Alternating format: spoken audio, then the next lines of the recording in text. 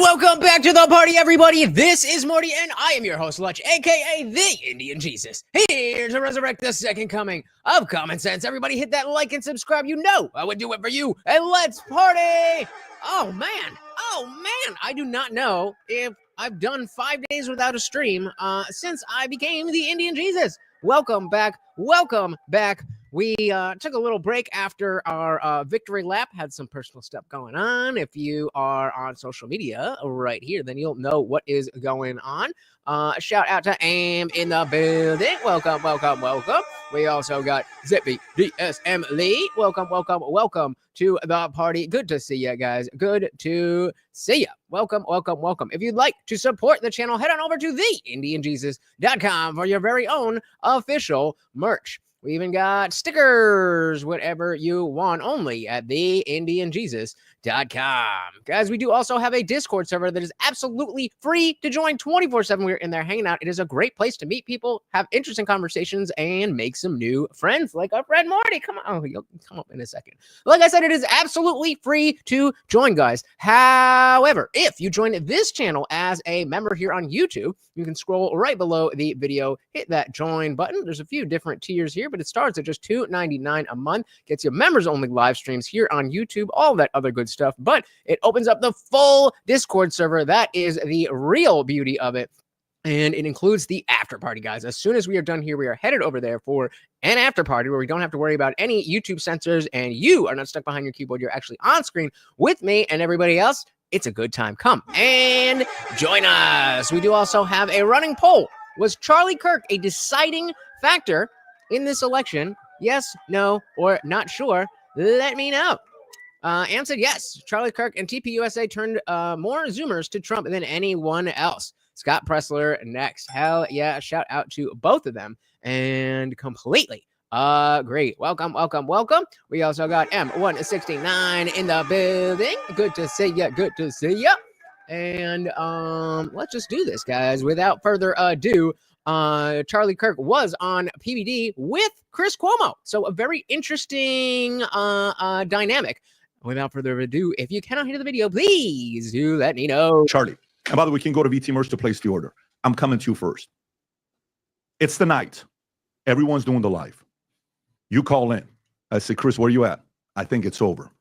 Rasmussen, Mitchell calls in. I think it's over, right? The moment that you knew it was over, there's a clip of you, right? And if you want to play this clip, Rob, on what happened here. I see this clip. I loved it because it's so organic and you don't want to do it, but it's just happening and your team caught it.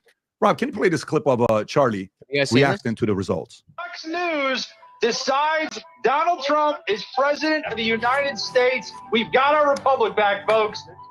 I mean, it's nothing crazy. Let's go. But just seeing all his work come to fruition. Everybody should remember this moment. Look, I'm gonna echo Charlie from earlier. Remember where you were when this happened. Remember where you were when you realized that the Uniparty and all of these, just the establishment, you said it's time to actually participate. And look what you guys have done. Hell yeah. And if anyone deserves to get tears in his eyes, it's Charlie. I think we all agree. I think Erica was chopping some onions or something in the break room. No one has worked harder than Charlie. Shout out to TV viewers. We got to hear some words here from you, Charlie. You put all this together, my man. Let's hear it. I am just humbled by God. It's all God. It's all God.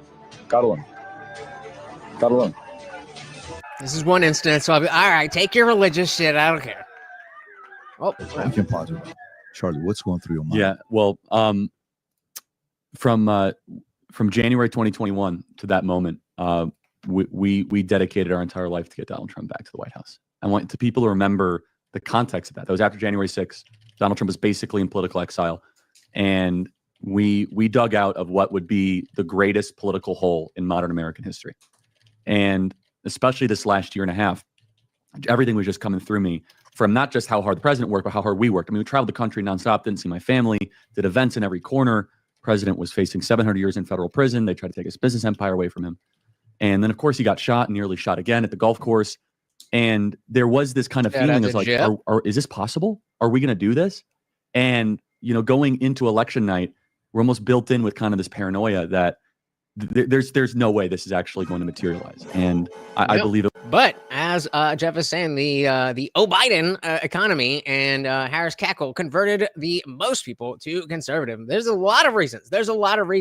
And everything just seemed to come to fruition. All of the BS that we've lived through for the past decade, if not more, seems to have come to a head. Does that mean that we're all saved? Yay! Of course not. The work starts now, but at least there is work to be done. TV Viewerski, welcome, said, wait until Q comes back. I'm good. And said, Matt Gaetz as DOJ, Tulsi as National Intelligence, but Rhinos fucked us. And it's going to be, it's not going to be perfect. And we are in a transitionary period from the GOP to, the new right. And, it's not going to be perfect. But, there are so many wins. That, to get that far down, like, oh, no, we're screwed. Like, hold your horses. We got it. But, yes, very, very good choices. That there's no way this is actually going to materialize. And I believe it was a God thing. I believe that it's God shining his grace on this great country. And it's just overwhelmed in that moment. It still really hasn't set in, to be honest. Charlie, to the average person that's watching this, we know some of the stories that have come out from the moment it was announced that he's won. What events have taken place the last few days? I'm talking Qatar, Hamas. What events have taken place just in the first week? Well, it's in the first week, guys. He's not even incredible. And by the way, I've been at Mar-a-Lago helping with some of the transition stuff too, which I'm sure we'll get into. But not first week as the president. Just number one, first week as president-elect. Event has already broke itself up, coming to on the U.S. southern border. Qatar has told Hamas, "You're no longer welcome in the as kind of a vacation spot for terrorist hotbed." The European Union has announced that they are now going to buy LNG, liquefied natural gas, from America, not from Russia any longer. We're also seeing an attempt, at least, of conversation to end the Russian-Ukrainian war. We've seen Bitcoin hit an all-time high at $87,000. The market has a huge surge, largely just based on the confidence. I think it's also hit an all-time high, largely based on Trump's victory. And Yup. Shout out to Jeff Pearson. No question, no comment, just pure love of the game. And you guys know every donation comes with a treat for Morty. Thank you so very, very much, sir. And of course, that makes you the new sponsor of the stream. Very, very, very much appreciated. Thank you, sir. TV Viewerski said they owe him 2 Nobel Peace Prizes. I agree. Welcome, Pat. Yeah, at least. And guys, just as an FYI, we're getting a lot more people, and I don't want to break up the beginning of the show, especially for people who are watching the replay, stopping it every 2 seconds to say hi to you guys. You guys know I love you so much, but as we're growing, it's just not going to be possible. But hello. Thank you, Jeff. Actually, just based on the confidence, I think it's also hit an all-time high, largely based on Trump's victory. And this is all just not these things are signals based. They're effects based on signals of the president basically saying, "I'm coming back and we're going to fix this thing, and we're not going to allow business as usual to continue." So Cuomo, for you, I mean, we've been talking for year, 2 years regularly. Hey, what do you think about this? What do you think about that? Going in, at what point were you like, "This is over. This guy's going to be winning"?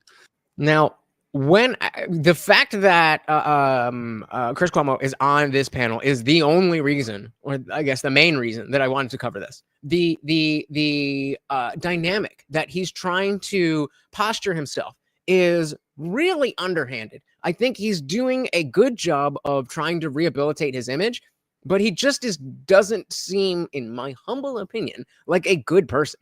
Like, he doesn't have the substance to do this job outside of a corporate legacy media type thing. Absolutely, Charlie was just one voice of many, but a loud one at that. Very true. So let's see what Fredo here has got to say about that. Going in, at what point were you like, "This is over. This guy's going to be winning"? Well, look, we had the benefit of Decision Desk HQ. That is a very formidable tool. The differentiator in the media was not the basis of information for making the call. I think it was about preference for some. Nobody's in a rush to call an election, Pat, because there's very little upside to being first. For instance, in the clip, Charlie's listening there, or the group is listening, and they say Fox News. We called it first, but he's listening to Fox. So when Fox says it, there's not a real big upside to being first. What's relevant to me, you just don't want to be wrong. Okay. That's why guys. Wait, you definitely don't want to be first, but we were first. But it doesn't matter if you're first. But we're first. What are you saying? Is when the momentum was hitting you during your event, which is amazing, by the way. And I love that it came off as successfully as it did. It was a really important thing. We need more of those. And the other thing, because I did listen to I've learned my lesson about going in blind to these things. So I did listen to a good segment of this, and something that that's Cuomo, buddy. That's Cuomo. But one thing I want you guys to pay attention with the way that he speaks is how he talks about us and we and me and they and where he's posturing himself. By the way, and I love that it came off as successfully. So you're right there. When the momentum was hitting you during your event, which is your event? I thought you were part of Valuetainment. You mean our event that I just happened not to be at because I wasn't invited. What? We have something wrong with the video? Guys, you can't just say shit like this. Then it stops the whole show, and then there's a 10-second delay. What are you talking about? What is happening?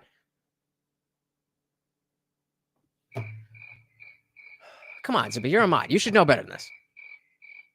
What are you talking about? Is there something wrong with the screen? Is there something wrong? Let me know. I thought you were making a joke. Ah, ha, ha, ha, ha, ha, yeah. It's amazing, by the way. And I love that it came off as successfully as it did. It was a really important thing. We need more of those. They said, slow down. But you're like, but how much of the vote is still out? Slow down. There's no reason for us to be wrong. So that's usually the guiding. That said, I believe outlets waited to call the race because they didn't want Trump to win. And News Nation didn't have a preference. So we just wanted it to be right. And I did have a special interest in it being over. I think you'll catch it. It comes up a lot. The fair appraisal is I wasn't worried about what would happen if Trump won in terms of, because I was just going to posture with the winner either way, how the Democrats would react. I was worried about how Trump would react. I was worried that there were a lot of people who would say, but the polls were so close. And I'm sure that there's a chance that he would have said something provocative. And then who knows where we would have gone. Did you expect it to be the landslide victory that? No. And I love that now everybody. But we did. We did. But you're still the expert. And now he's going to be like, oh, well, in hindsight, everybody. I'm like, no. Roll the tape back. Roll the tape back. Aside from this past Monday, I have not missed a show, and I've done many more. And all year, as worried as I've been very, very confident. Yeah, suddenly everybody agrees that there was a problem with 2020. Crazy. It's the only way they have a reason to say, well, I guess you guys were right. There was something wrong with 2020. So now 2024 is screwed. We got to have a recount or something. Crazy. Shout out to Guam Tech. Welcome to the party. It's a good day to be on the right side of history. Indeed. Just said Fox was slow and careful calling the races. I assumed it a caution anyway. Yeah, and I think a lot of them did. And that's why I'm confused as to why he's like, yeah, there's nothing wrong with, or there's nothing, you don't get anything for being first. You get it for being right. And then when he's talking about, well, Charlie was listening to Fox News because that's what he likes, but we had it first. Like, what is even your point? What are you trying to articulate? Gone. Did you expect it to be the landslide victory that? No. And I love that now everybody's explaining why it happened, how it happened. Right. It's so easy after the fact. Not as easy before, like all of us, but actually it is rather easy if you just pay attention. Yeah, I don't either. If you couldn't tell, I don't like him. Now everybody's explaining why it happened, how it happened. Right. It's so easy after the fact. Look, the polls weren't wildly off. He just won by a small margin. Excuse me? The polls weren't off? Okay, dude. In a lot of areas, and she underperformed. The reason Trump won was because the Democrat, Shout out to John and Dylan. Welcome. John said, how is this guy even still relevant? PBD. That's the only reason. He is the punching bag of valuetainment, and I am here for it. Welcome to the party. Exactly, Jeff. I just hear a guy that wants to be right somehow. I just want to be right. I don't care about any of this. I just want to have the right answers. I just want to be on the right team. Yep. Other than the themes and all the stuff that we can talk about, the ideas behind the motivation, the Democrats underperformed. Now, they'll argue with me. No, we didn't, because Trump may have won, but we won this Senate race and we won all this. Well, look, you lost the Senate, you lost the House, you lost the White House. That's underperforming, okay? Any way you want to look at it. So I didn't know. Yeah, right. Just exactly 15 million. You guys have all seen that chart, right? Where they have the line of Democrat votes from the 2000 and or I think they started whenever it was 2008, 2016. So and there's a bar chart of this many Democratic votes. And the next election, this many vote, and then 2020, this many, and then 2024 it goes right back to normal. It's like, come on, man. Yep, lock up Cuomo's little brother Fredo, who is part of the Valuetainment team, but did in fact say you guys when he was talking about the Valuetainment event. Guys, really quick, if you do me a huge favor and hit that like button, it is free, it is easy, it helps out so very much. Thank you. That's underperforming, okay? Any way you want to look at it. So I didn't know. I had said for months I believed it was Trump's race to lose. And I do remember him saying I worded it that way on purpose because it was a grievance election. It's about how people felt about their pocketbooks and overlays of how they felt about cultural norms. Mm-hmm. So in that environment, it's harder for an incumbent. And she was a compromised incumbent. Now, I said she was a compromised person from day one. I'm still in my mind, I'm still blown away that the especially the Zoomers, the and not all of them, of course, but the ones that we see blasting their shit out on TikTok and Twitter, crying and being like, screw your economy, we got to do this, da, da, da, da. Like, how you are the privileged people, not like you are the privileged people, of course they are, but you are the people who are obsessed with privilege and oppression. And we're talking about people not being able to feed their children. But you want to be able to kill children and force other people to speak words that make you feel comfortable. What? Okay, dude. TV Viewski said, why do I feel like Cuomo and Destiny would blow each other on sight? Kind of feels more like and I need you to listen to me. I need you to understand what this joke means. I would say no. I would say Destiny would be butt fucking Cuomo. That is a good joke because of the people. Shout out to Gridiron Master. Said 2020 wouldn't have been as devastating as 2024 is looking to be with all the branches of government lined up for the right. Bingo. Hell yeah. Looks like Trump learned his lesson, baby. And so it isn't funny that this is apparently not racist, that 15 million Dems voted for Biden, even more than Obama, and he is white. I guess so, according to them. It's insane how quick the mainstream left are turning on the woke now. There's still a long way to go, but so many of them are disavowing it as what ruined the Democrats. Finally. That's because they never believed in it.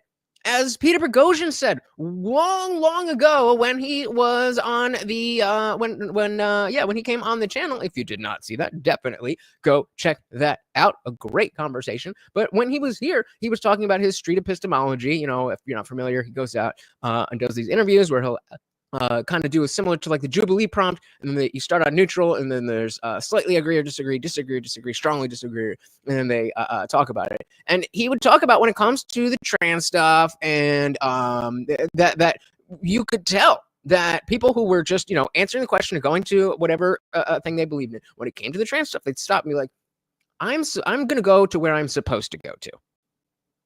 We saw that one video of, it was a street interview. It was two girls, and they started asking about how many genders there are. And one girl was like, there's two. And the other girl was like, no, shut up. No, there's as many as you want. There's as many as you want. They both know that there's two genders. They just also know that saying that there's two genders is bad. That's what Trump people say. For an incumbent, and she was a compromise. They never believed in her. Now, I said it was his to lose, not Trump's going to win, not because I was sitting on the fence, because Trump is such a polarizing figure that he could have overwhelmed the momentum of the movement behind him. But Yep. Context is happy as I am that we're in the end phase of wokeness. Yeah, I'm still worried. A cornered animal is the most dangerous. And you're absolutely right. You are absolutely right. There, as you were just saying, that so many, we'll call them, just say liberals in general, so many liberals are abandoning the wokeness, even on CNN, as we will see. The ones that double down, and there's going to be maybe not a lot, but a significant number of them. They're just going to go harder and harder and harder and deeper and deeper and deeper, and they do still have the establishment on their side. So again, as I said here, it is time to work. he didn't, and he won. So I wasn't surprised. I mean, for you as a big Trump supporter yourself, were you happy with the results? I was happy that there was a definitive, quick result. I am not a fan. Would we be Well, fair enough. Fair answer. surprised? Yeah. If we knew who you voted for, I remember this part. If anybody could explain to me why Chris Cuomo thought this was worth airtime, please. Fan. would we be surprised? Yeah. If we knew who you voted for, would we be surprised if we could see who you voted for? I probably shouldn't tell you, but I can tell you who I voted for. Like, already. And okay, let's put a 1 in the chat if you think you know who he voted for. Actually, don't even put a 1. Who do you think he voted for? I will send you $5 if you get it right. Honor system, if you already watched this, then don't be a dick. $5 Cash App or Venmo or whatever. If you can guess it, we'll give you 30 seconds. All right. Gontek said Biden. That would be an interesting choice. Gridiron said Mayorkas. Shout out to Mood said Kanye West. That's a good guess, actually. TV Viersky said Jill Stein. Not a bad guess. Let's get one more. And M169 said Trump. He said, I probably shouldn't tell you. You'd be surprised if we could see who you voted for. I probably shouldn't tell you, but I can tell you who I voted for. You want to know? Yeah. I voted for my brother. I wrote him in. Why? And then, like, cool, okay, whatever. You know, a lot of people do these protest votes where they write themselves in, or they write Mickey Mouse, or they write whatever. But like, you're trying to use this as a flex. Like, you think you did a thing, bro. I wrote in my brother. The guy who's not only a sexual assaulter, but also kills grandmas for fun. That's who I want. Mood, that's racist. You racism. Got him. Good one. But like, exactly, like, what are you doing? Who I voted for. You want to know? Again, yeah. I voted for my brother. I wrote him in. Are you joking? No. 100%. 100%. I'll show you the picture. Here. We'll verify it in real time. Are you joking? No, I'm not joking. 1, why would you do that? And 2, why do you think that this is worth airtime? He didn't win, by the way. Did you really vote for? I'll show you why. Well, you know who your brother voted for. He showed it as well. Get out of here. Can I show this? Huh? Can I show? No, because I think it might have been illegal that I took a picture. Oh, okay, so let's just pretend it happened. No, it never happened. I'm looking at his family picture. Is that illegal? I took a picture of my ballot, and I took a picture of the machine. I can't. They didn't say no phones or anything. I don't think that's illegal. I think maybe he's bullshitting. It's a beautiful dog. Your daughters look great, by the way, in that picture. But look, What was the picture of? Your daughter's in the picture of you writing. I don't even care. Really? What I was happy about was that it ended and that it was definitive. But why did you? And that wouldn't have happened if I had voted for Trump or Kamala or anyone who was a reasonable vote. Like, what? Absolutely. He knew he was going to bring this up. Enough that he took. Yeah. I mean, come on, bro. Like, yeah, he knew he was going to bring it up. Fucking idiot. He knew he was going to read it right there. That's the only reason. You vote for Kamala. Why didn't you vote for Kamala? Like, I took a picture of my ballot and my voting machine because I wanted to make sure that I have proof that I did in fact vote, not to flex that I threw away my vote. Listen, your brother voted for Kamala. He's Democrat, so he does what he does. My feeling is this: America can do better than these two candidates. Does he know you voted for him? Yeah, you told him. Yeah. What did he say to you? You wasted your vote. Did he say something like that or no? No, he just was like, He was thinking it, though. He was like, nothing worse than a boomer acting like a zoomer with a cell phone. Spot on, sir. Spot on, sir. I will say that right before the show started, I did get the official word from the Gen Z representative, and millennials have won. Obviously, but in the battle of the Zoomers versus millennials, despite how bad we are, we're not quite as bad as the Zoomers. Yeah. That's what he says about most New things. York, who cares? Like, it doesn't matter. Was it kind of like that, or? Yeah, no. I'm skipping ahead. I just do not care about the point. From I think this country can do better. I think that the movement behind Trump is very real. Yeah. It's been disrespected, and I think that's problematic for America. I just think we can do better. I mean, don't fault Charlie. Yeah, like Andrew Cuomo. We can do better. For campaigning and believing in Trump. I don't. I think it's very healthy. And again, the moralizing. I don't blame you. I don't blame you for. What do you mean blame me? I did my American duty way above and beyond. Blame me. What would you have to blame me for? Again, the mindset that, oh, well, Trump is automatically bad. So if you help Trump, I don't blame you for that. I understand why you would want to help that bad person, but I don't blame you. How dare you? I mean, don't fault Charlie for campaigning and believing in Trump. I don't. I think it's very healthy for the democracy. I don't have problems with people who see him as a problem and wanted somebody else. I get it. I get it. To me, I just believe the choices are beneath the standard of American leadership. I think we have way better people to pick from. Let me ask a question for Charlie, for you. You've been in this sport for a while, the sport of politics. Trump is a scumbag. And he still beat Kamala and Biden and Hillary. Oh, my God. And it is a sport. Let's face it. It's very competitive. And sometimes the way it competes, it's not a touchdown. It's events, right? Sure. How have you, for somebody that's been in this space, viewed the evolution? He may not say this, but from the viewer side, from Cuomo 10 years ago, 8 years ago, 6 years ago, 4 years ago, 2 years ago, today. Well, I think it's awesome. I mean, I don't really care what Chris Cuomo's politics are. I think that it I don't think anybody does, Charlie. Takes someone who loves truth to go to the DNC and remind the viewers that all those boxes up there are bought by corporate titans. I thought that was really good. And look, I think that I don't know Chris very well, but it seems as if Chris has a knack to actually do what journalists used to do, increasingly so. And I mean, you had this great video that someone sent me. I'm only just realizing that it's the three of them, because I listened to this in the car, so I wasn't really watching. I mean, obviously I am realizing that I didn't hear from any of the other guys, but I think this was a good lineup. Where you explained why Trump people were voting for Trump and they wanted to hire somebody for a dirty job. I'm paraphrasing, but I thought that was really smart. And look, I don't expect everyone in media to go vote for Donald Trump. I actually think it's awesome that you didn't vote for Kamala Harris, which is super refreshing because that's like the automatic entry point. Nope. I like if it was something genuine that he was like, you know what? I just obviously I can't vote for Trump, but Kamala, just no way. I'm writing in myself. I'm right. If it was one of those things, even if he did write in his brother and it was a genuine protest thing and not a virtue signal, then I would completely agree with Charlie. But it's so obvious. It's so obvious. Kamala Harris, which is super refreshing because that's like the automatic entry point, right? Yeah. Point. But look, I don't want to get into Chris Cuomo's career. There are some things during COVID I certainly didn't love, but that is what it is. However, Chris, I think it's great that you came out and you talked about the vaccine, that it didn't necessarily deliver on its promises. I thought that was terrific. Well, it absolutely didn't.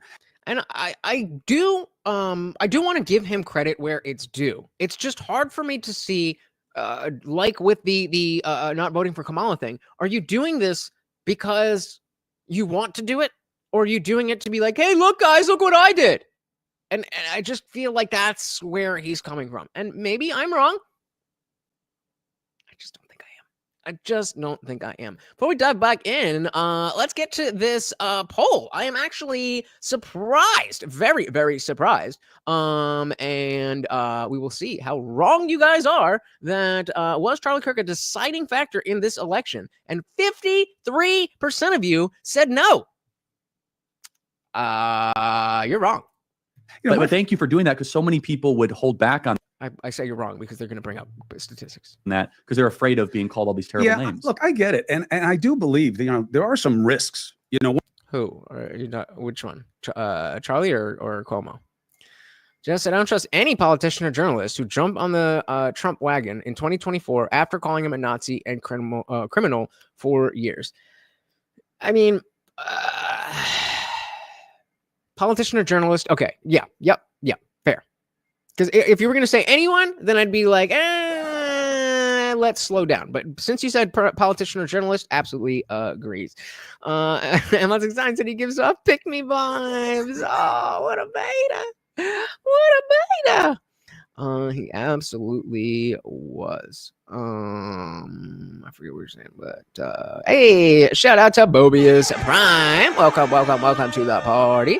So I disagree. The Republicans had no ground game before TPUSA. Absolutely.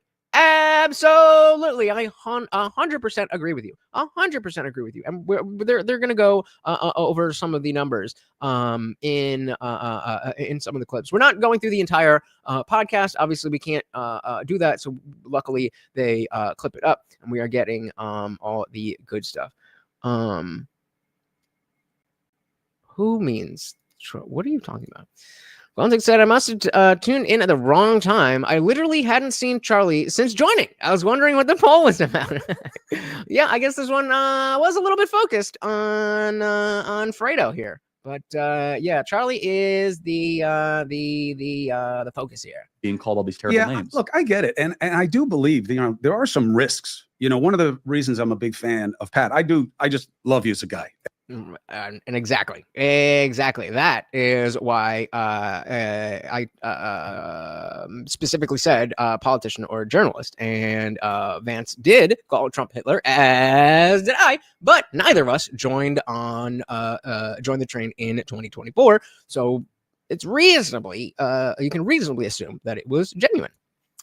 Both of us did. Indeed, we did. Risks. One of the reasons I'm a big fan of, something like this thing that, y'all on the left don't seem to really understand, except for Chris Cuomo, that when you're wrong, you should just admit it and address it and move on.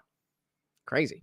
Shout out to Funk Master General. Hey, yo, my boy. Thank you so very, very much for the 10 gifted memberships, and of course that makes you the new sponsor of the stream. Guys, if you were just gifted a membership, make sure you head over to the Discord server. It is of course free to join, but if you are a member, you now have full access to all of the channels, including the after party. As soon as we are done here, we are headed over there, so make sure you join. Thank you. Big shout out to Funkmaster. Welcome to the party, sir. Very, very, very much appreciated. And of course, the new co-sponsor of the stream. Thank you, sir. And I do believe that, there are some risks. One of the reasons I'm a big fan of Pat.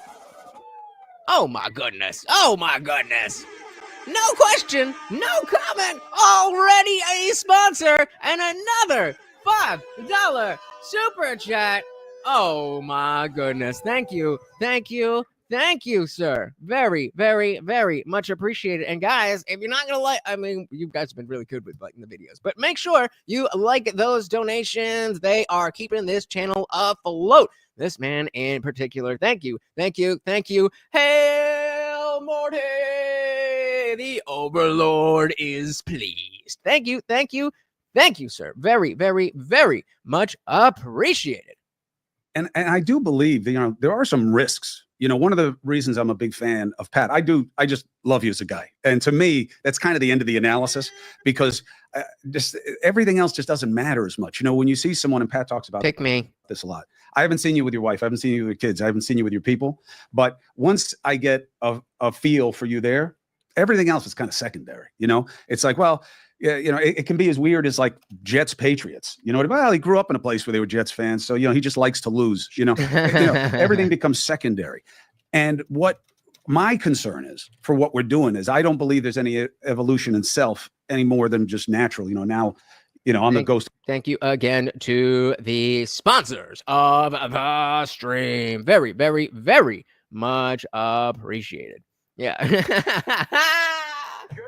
He loves Pat. No Cuomo. That gets a dilly. That gets a dilly comment of the night. Cheers. Cheers. All right, where were we? It's the Christmas future for you. You know, you're any more than just natural. For what we're doing is, I don't believe there's any evolution in self any more than just natural. You know, now, you know, I'm the ghost of Christmas future for you. You know, you're in your early 30s. I'm in my early 50s. You know, this is what happens. Why is it? What is going on with my button? Why is it that, like, once you reach age like 18 or 20, you cannot speak to somebody more than 5 years younger than you without everything you say having to do with age? I do it too, and I hate when older people do it, but I do it to younger people, and I can't help it. Why do we do that? Why do we do that? In your early 30s, I'm in my early 50s. You know, this is what happens to you. You just keep evolving and changing. My concern is that we've become so sensitive to the criticism and the gotchas. It's become such a commodity that what I love about what he's doing at Valuetainment is that there are a number of people who will tune in, Charlie, Kirk, Chris Cuomo, thinking that, like, I'm going to try to lift you over my head at some point, you know? And I get that that's a commodity, but I also think it's really toxic to us, because every time they do a poll of real people, we know what they say. 7 out of 10 of them say they share common interests. Where's that? You don't make money off that on social media, but that's what we need to get back to. It's not fair. Like, there are people blowing me up right now. I guarantee it. My phone's probably getting hot.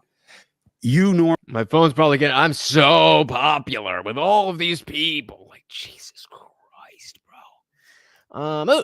People are just too online. Normal people are normal.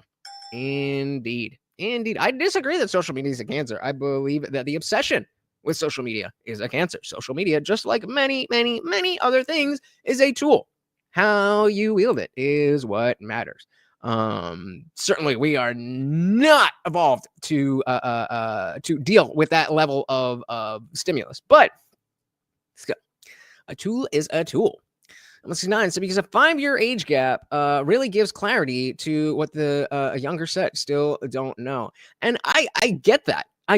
And again, I do it too. If I'm going to talk to a 25-year-old, I'm going to say, oh, you're 25. Everything you're saying is because of the fact that you're 25. It has nothing to do with your personal experiences and knowledge that you might actually have. You're just 25.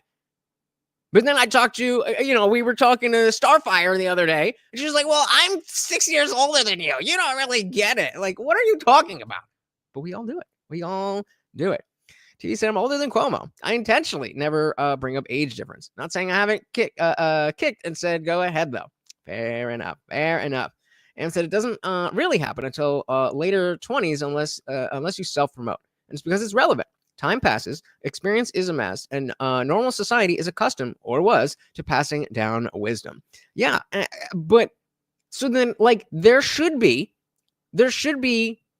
that lack, or there shouldn't be that annoyance of, like, feeling like you're brushed off when somebody who's older than you just chalks something up to them being older than you. Because especially when you are at the age where you're doing it yourself.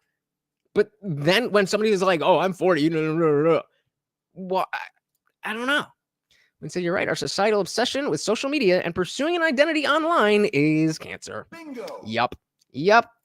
Yeah, increasingly young people resent the knowledge transfer. Except for that one kid who was like, hey, millennials beat Gen Z. Let's go. There are people blowing me up right now. I guarantee it. My phone's probably getting hot. You normalized Charlie Kirk. Must be nice. I don't go 5 minutes without a notification. And oh, man.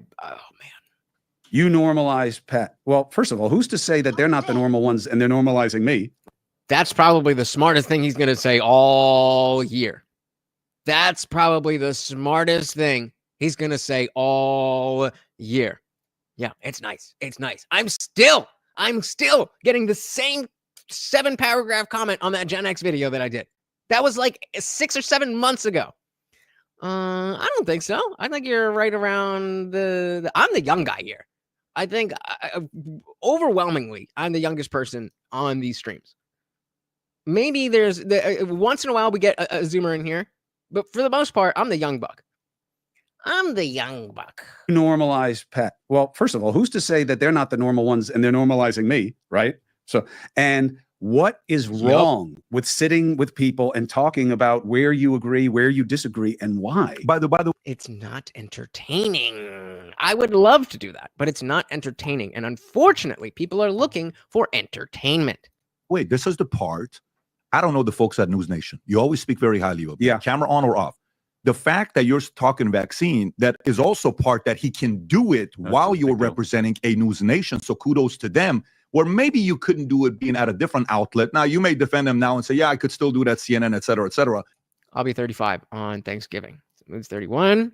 Bob's 55. Yeah, you're right in that. I don't know if during that time they would have let that, News Nation is different, okay? The guys who own it are much more transparent. We're not like the other girls.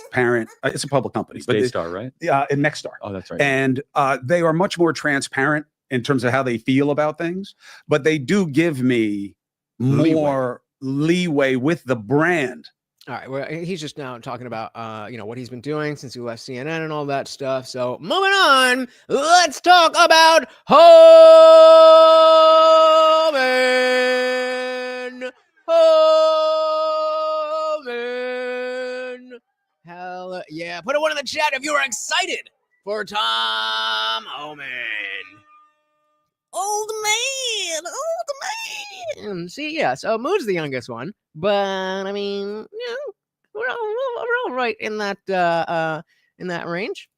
TV Yuski said inexperienced drivers are dangerous. There's only one way to get experience though. Grind. Indeed. Hell yeah.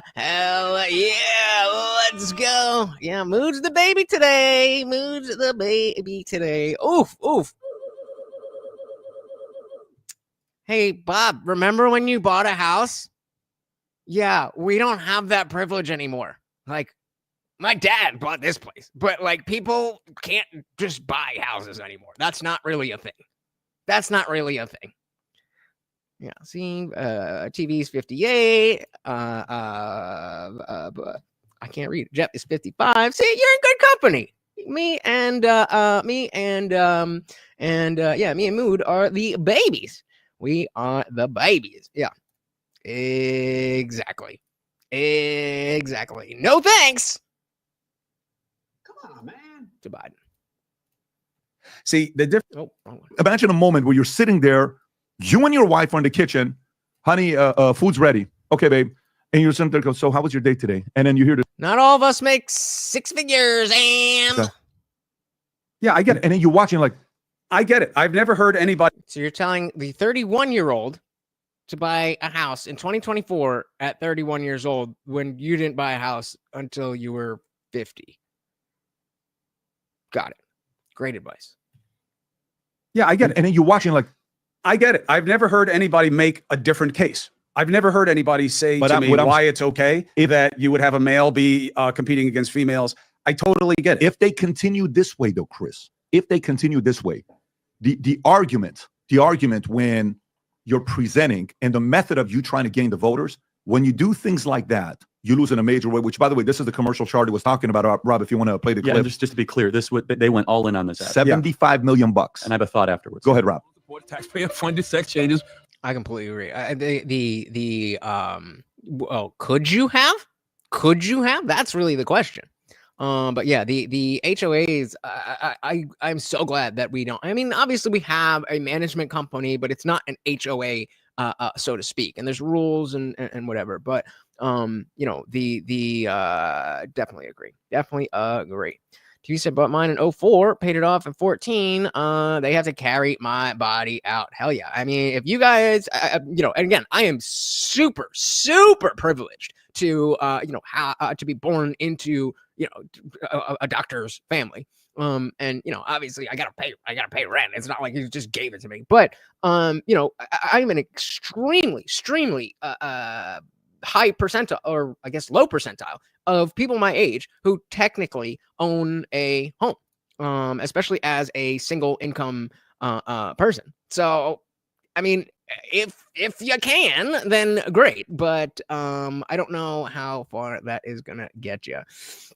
Boots, and I'm also not buying a house. You know what? Let's just screenshot that one, because your last one you were right, but even though Trump lost, or excuse me, even though Trump won, the fact that you were right about him losing in New Jersey, which we all knew, this one, I'm ready to bring back out. Yeah, HOA, they're tyrants. I'm buying several acres of land and building a house. Haven't decided if I'm going, if I'll just rent out my current house. Yeah, that's exactly my plan. Right around your general the southwest. Warm weather, guns, marijuana. I need it. All three, and fuck BlackRock. Let's get a dilly on fuck BlackRock. Okay, so I mean, okay, so they do have they call it a management company. So I guess if if it is an HOA, then they're pretty good. I haven't had any problems. Knock on wood, because they're good. Well, like, so I'll just go with purchasing land and sending a decent prefab on it. A house is just a place to live, but that land will be forever. Plus, nobody can make more land. Indeed. There is all let's see if I can find this really quick. If I can't find it immediately, then I'm not gonna search far. It was on TikTok, but foam houses. Yeah, check this out. What do you guys think of this? A Phoenix-based international company says they think they've solved the high cost of building homes and the environmental impacts of lumber. That's what I'm thinking, guys. That once I can quit my dog training job, I could live anywhere. Those are two massive issues facing the state. And the way they do it is foam. Steve Nielsen joins us with a look at how these foam houses and how they've been able to avoid supply chain issues, Steve. Yeah, well, I mean, those supply chain issues that we talk about all of the time, they've really impacted the cost of lumber since the pandemic began. Lumber? I barely even know her! And when lumber goes up, well, the cost of building a house goes up. So what if you could build a house without wood? Well, one company's been working on an answer to that question for 50 years. 50? Listen close. Do you hear that? Exactly. Nothing like Matt Gaetz. This is the world's quietest construction site because instead of machinery to cut wood, here at a foam home, crews heat up a wire with a battery pack, stretch it out, and then slice the foam like butter. Then they glue it to the rest of the house with a glue that turns into more foam. So it is 100% breathable, 100% livable. This is the exact video I saw on TikTok, and there's a funny part coming up. It is FDA approved and 100% recyclable. Amir CB with Strata International Group shows us this 6,000 termites eat foam square foot home being built in the valley with their product. They say as lumber's only grown in cost, foam hasn't really. In fact, building a home this way can be 10 to 50% cheaper. No supply chains in the last year that has 10 to 50% cheaper. Is it going to be 10 to 50% cheaper to live in? That is the question. Ever affected us, and no supply chains moving forward that's affecting us. Eventually, the foam's covered in a thin layer of their concrete formula, and you'd never tell it was a foam home. You might think foam makes a rickety home. They say you're wrong. In fact, they tell us the foam can withstand more than 200-mile-per-hour winds. They call it earthquake and hurricane-proof and fire-resistant. Amir says the home is essentially made out of insulation, so it's more than twice as energy efficient as a traditional wood structure. This is the only type of construction that makes sense moving forward due to climate change, due to supply chain. This is the type of product that will make sense to build with, not only because of cost, time frame, but it saves our world as well as being. So this is they used this when I saw it on TikTok, but they also had a clip where they were taking a torch to the foam and it was melting the foam. So I mean, obviously they said they would put the concrete on over it, but you know, well there you go. Yeah, so they put concrete all over it. Gonzaga said just pull a china and fill your walls with rice flour and soy. What? I don't know what that means. $5 million. And I have a thought afterwards. Go ahead, Rob. Support taxpayer-funded sex changes for prisoners. Surgery. For prisoners. Every transgender inmate in the prison system would have access. Hell no, I don't want my taxpayer dollars going to that. Kamala supports transgender sex changes in jail with our money. Kamala even supports letting biological men compete against our girls. Oh my God. Like, we weren't that close, but we were close to this. In their sports, Kamala is for they, them. President Trump is for you. I'm Donald J. Trump, and I approve this message. Can I say something, though? There is This is what people were saying in the comments, like, oh, try to hang a TV. But I don't think it's so number one, I don't think it's like the same kind of foam that like we would think. I think it's a sturdier foam to begin with, and then they do like a rebar type of thing where they have metal pieces in between. So the foam is the main structure, but there's still metal that is the skeleton, and then they put the concrete on the outside. But that might be the type of houses. Either that or live in the pods and eat the bugs. I'm Donald J. Trump, and I approve this message. Can I say something, though? There has been this consensus by some that the culture war should be away from politics, and the culture war loses elections. That's what a lot of people say. I disagree. And apparently so does Charlie Kirk. Let's see why. Culture war should be away from politics, and the culture war loses elections. This advertisement, as studied now by 3 different firms as the most effective ad, is against that theory, which is that the culture war actually gave Donald Trump the edge. Now, Chris, I'll also say that ad probably was also why some young black men stayed at home. Maybe, right? Because the Trump campaign deserves credit for at least saying, communicating to the audience, look, Kamala's not worthy of your vote. And it really dampened down enthusiasm. How many young edit? What edit? Of the ad, you mean? Yeah. Love it. Black men in Detroit were excited to go vote for Kamala. Yeah. But it's a dry heat. They feel as if she wants to go put men in female sports. You see what I'm saying? I totally get it. And that is a rule of politics. I believe culture wars have always been part of politics. Mm-hmm. And so the idea that it's separate and apart, I don't agree that it ever was, but it certainly isn't now. But can it be effective? I think it can be. 100%. I mean, look, he doesn't win without it. I mean, in this race, the economics mattered as well. In 2016, he was a purely cultural proposition, and it worked. So purely is a strong word, but fair enough. I'll take the point. Empirically, we're on the same side with this. Look, here's my concern with here's why I don't like this. Okay, I'll put it that way.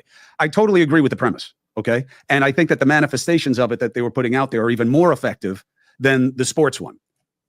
Funkmaster General said if it's similar to insulating foam, which they did say they said it is foam, so it's like insulation. So I don't know. But I'm around all the time. Messes with your breathing. Hey man, millennials, zoomers, and alphas just can't afford wood homes. It is what it is. Plantsburg, smoke in the summer, the dryer is more likely to catch fire. It should have a fire rating. Yeah, get that for us if you could. And I get like that everybody gets access to a sex change in prison, that even illegal migrants get access. That bothers your sense of rightness, okay?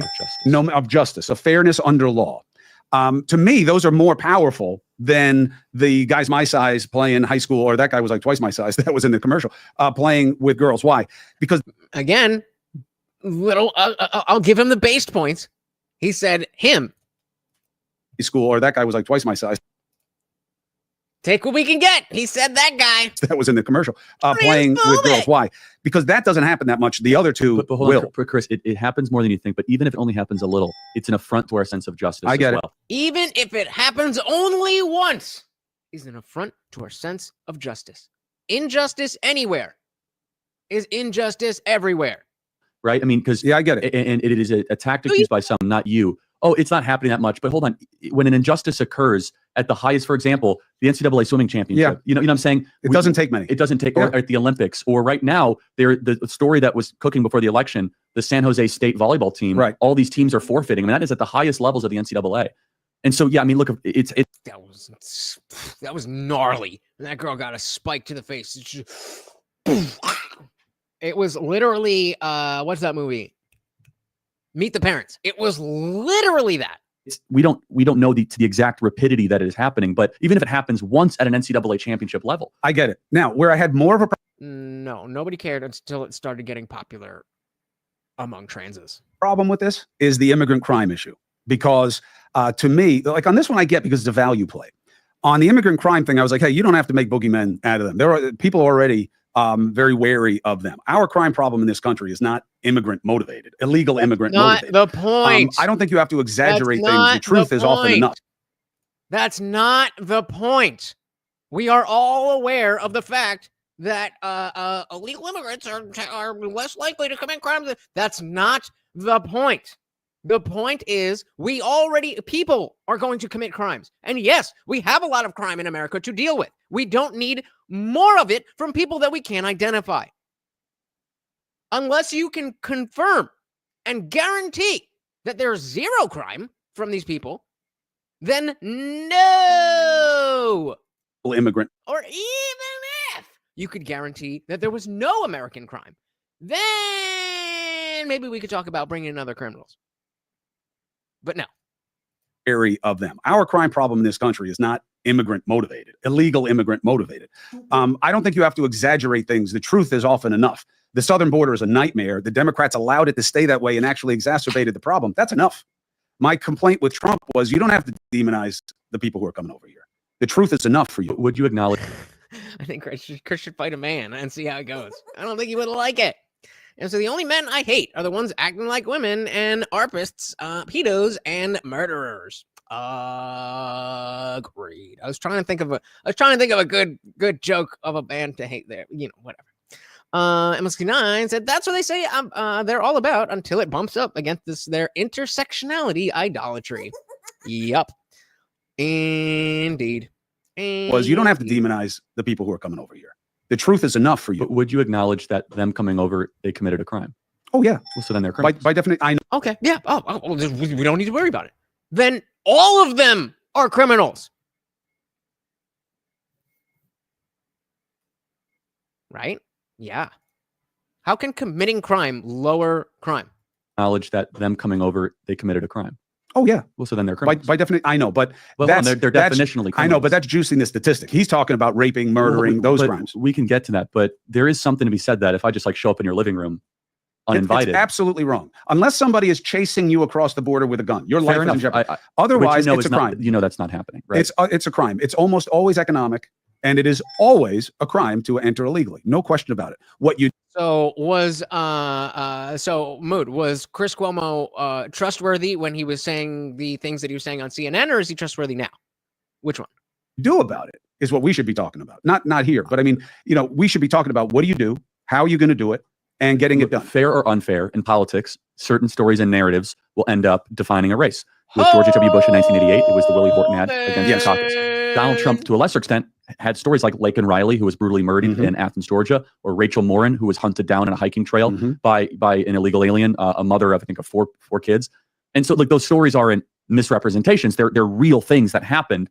And again, what is the vibe? Because Kamala's talking about vibes a lot that Trump played into is that you guys are not doing well. And for whatever reason, we're allowing all these people in an unregulated fashion. Right. And again, what does it get back to? This was Trump's brilliance. That ad, the immigration question, it's an affront to our instinctive, God-built, programmed attunement of justice, of right or wong. When people say, again, for the atheists out there, just say innate and humanity. We can fudge that a little bit.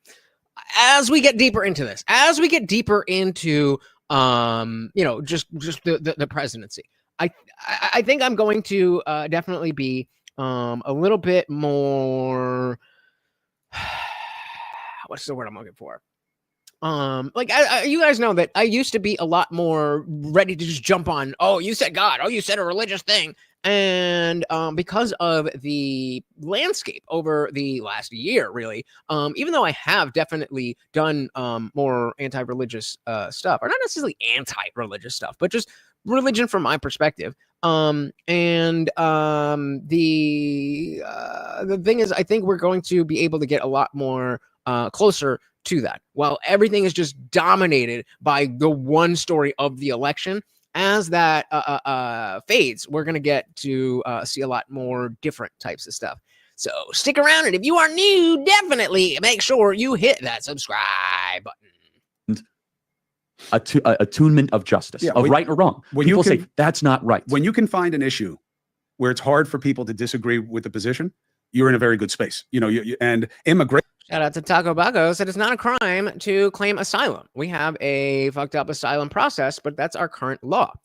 Tried to help, but Trump shut it down. The only illegal immigrants are the gotaways. Not true. Seeking asylum is a process. You don't. It's not Michael Scott. I declare asylum. No, you go to a port of entry and you apply for asylum. You don't just get to come over here and say, no, I'm asylum, I'm good. This is like, have you guys seen the fucking sovereign citizens getting pulled over videos? You're like, I'm not driving, I'm traveling. Like, bro, that's not gonna work. That's not gonna work. You're still illegally here. If you did not come in through a port of entry and were granted asylum, then you are here illegally. Executive orders, I mean, they could definitely help, but I agree they won't fix the border, which is exactly why we need Trump to stack as many people as he can that are America first and will actually care about these issues. You know, it's been on poll preferences before, but it's never been like a main thing the way it has the last couple of cycles. And I think that has been a huge differentiator that has been beneficial to the right / Trump, which is, well, yeah, that's because y'all let it fucking get worse. As you said, it wasn't really that big of an issue. So if you had addressed a small issue, then people would not have been able to run on it being a big issue. Stupid. Really, that far left explanation of open borders, you know, it's very hard to find a Democrat who's in power, who's in favor of an open border. But the perception that, well, Trump had this set of rules. You came in and you got rid of all of them because they were his, and you did nothing to replace it to deal with the problem, and it all got worse on your watch. It's really hard with anybody to disagree with that. It's demonstrably true. And then the issue, because it's politics and it was made into a powerful narrative, became really important to everybody. And everybody, and dog shit. Governor, what state? Texas Governor Abbott. Yeah. You got to put him on your list. And I should have thought of him. Him sending illegal. Wait, who should have put who on his list? Well, no, who should have put Abbott on his list? And then the issue, because it's politics and it was made into a powerful narrative, became really important to everybody. And everybody, Governor, what state? Texas Governor Abbott. Yeah. You got to put him on your list. And I should have thought of him. Him sending. Does anybody know what he means by that? Was he specifically saying PBD, you need to put Abbott on your list? Or was he saying, like, if I'm Trump, I need to, I don't understand what he was doing there. If anybody. Yeah. You got to put him on your list. Well, let me know. And I should have thought of him. Him sending illegal migrants to other states was a genius political move. You can talk about the humanity of it, but because now it made these. I mean, can anybody disagree with that? Can you disagree? Humanity, morality, whatever aside, if you cannot admit that the Martha's Vineyard thing was beautiful politics, then I don't know what to tell you. These other populations. Look at New York City. We never talked about that. For the before. record, it wasn't just because of Abbott. Joe Biden and the DHS also, they do flights out from the ports of entry, right? So it wasn't just red state governors, right? But he did it with an intentionality. Yeah, there was some political, and DeSantis there was some political smart. theatrics to it. However, the policy of the department, culture jamming, make people pay attention in a way that they can't not pay attention. On Homeland Security is that you go to a port of entry and we will give you a flight to. I agree, but that's why I'm saying putting that aside, because other people may argue that, and I'm not interested in people's opinions about, well, you thought it was nice or this or that. I'm just that I'm putting that to the side. Was it a genius political move? Is the question, and absolutely. 30 cities that you're choosing. Taco said yes. Telling families you were shipping them to a place to live and causing them to miss their court dates is totally rad. Don't come here then. Yeah, and so it did nationalize the immigration. Yeah, question. and I agree with both. And look, catch and release. Oh my goodness, is he still here? Shout out to AWell too. Sorry, I didn't see you over there. Welcome to the party over on Instagram. Said we won, dude, and the Dems are losing their minds as they should. Also said no more DEI. Back to normal. It's about time. I'm not against immigration. I'm against illegal immigration. Thank God the Republicans won. Love the Doge. Hell yes. Hell yes. Welcome to the party. We also got Malcolm. Welcome. Good to see you. I agree with both. And look.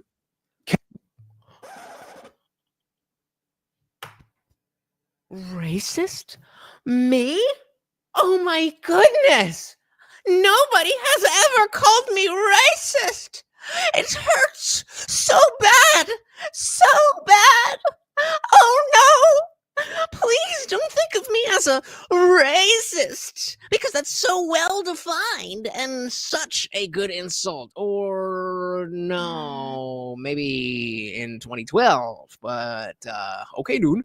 And I agree with both. And look, catch and release is another one of those things that it is hard to be in favor of as a principle. So what, you're going to catch somebody doing something wrong and you're going to let them go and hope they come back and probably get kicked out of the country. Can I ask you a question? Yeah, right. Exactly. Like they were all going to go back to their court dates, right? Oh my God. I don't understand how you could be this trusted. Oh yeah, they gave him a court date. So of course they're going to go to a court date. Stupid. Do you know how many Americans just miss court because they don't feel like going? Exactly. Like, yeah, because 50 people were sent on one bus. Oh, the humanity. You get a free bus ride to Martha's Vineyard. Oh, my God. It's horrible. The people you voted for. Good job, you fucking loser. Oh, and hope they come back and probably get kicked out of the country. Can I ask you a question, Chris? Why do you think the Democrats had such a passive border for the last? I never, ever said fuck asylum. I said it's not asylum if you're not doing it the right way. You are still illegal. You are still committing a crime. I am all for asylum. Go through the ports of entry and do it the right way. My parents are immigrants. I am a first-generation American. I would not have the life I have without the immigration process. So get the fuck out of here with this bullshit. Oh, you're racist and you hate immigrants. These are my parents. And okay, maybe me and Mama Letch aren't on the greatest of terms. But get the fuck out of my face. I'm not white. I'm the child of immigrants. Get the fuck out of my face. That does not make any sense. Cope harder. Why do you think the Democrats had such a passive border for the last 4 years? If it's so insane, why? Oh no! Why do you think that is? Several reasons. Okay. One. So sad. Oh my God. No!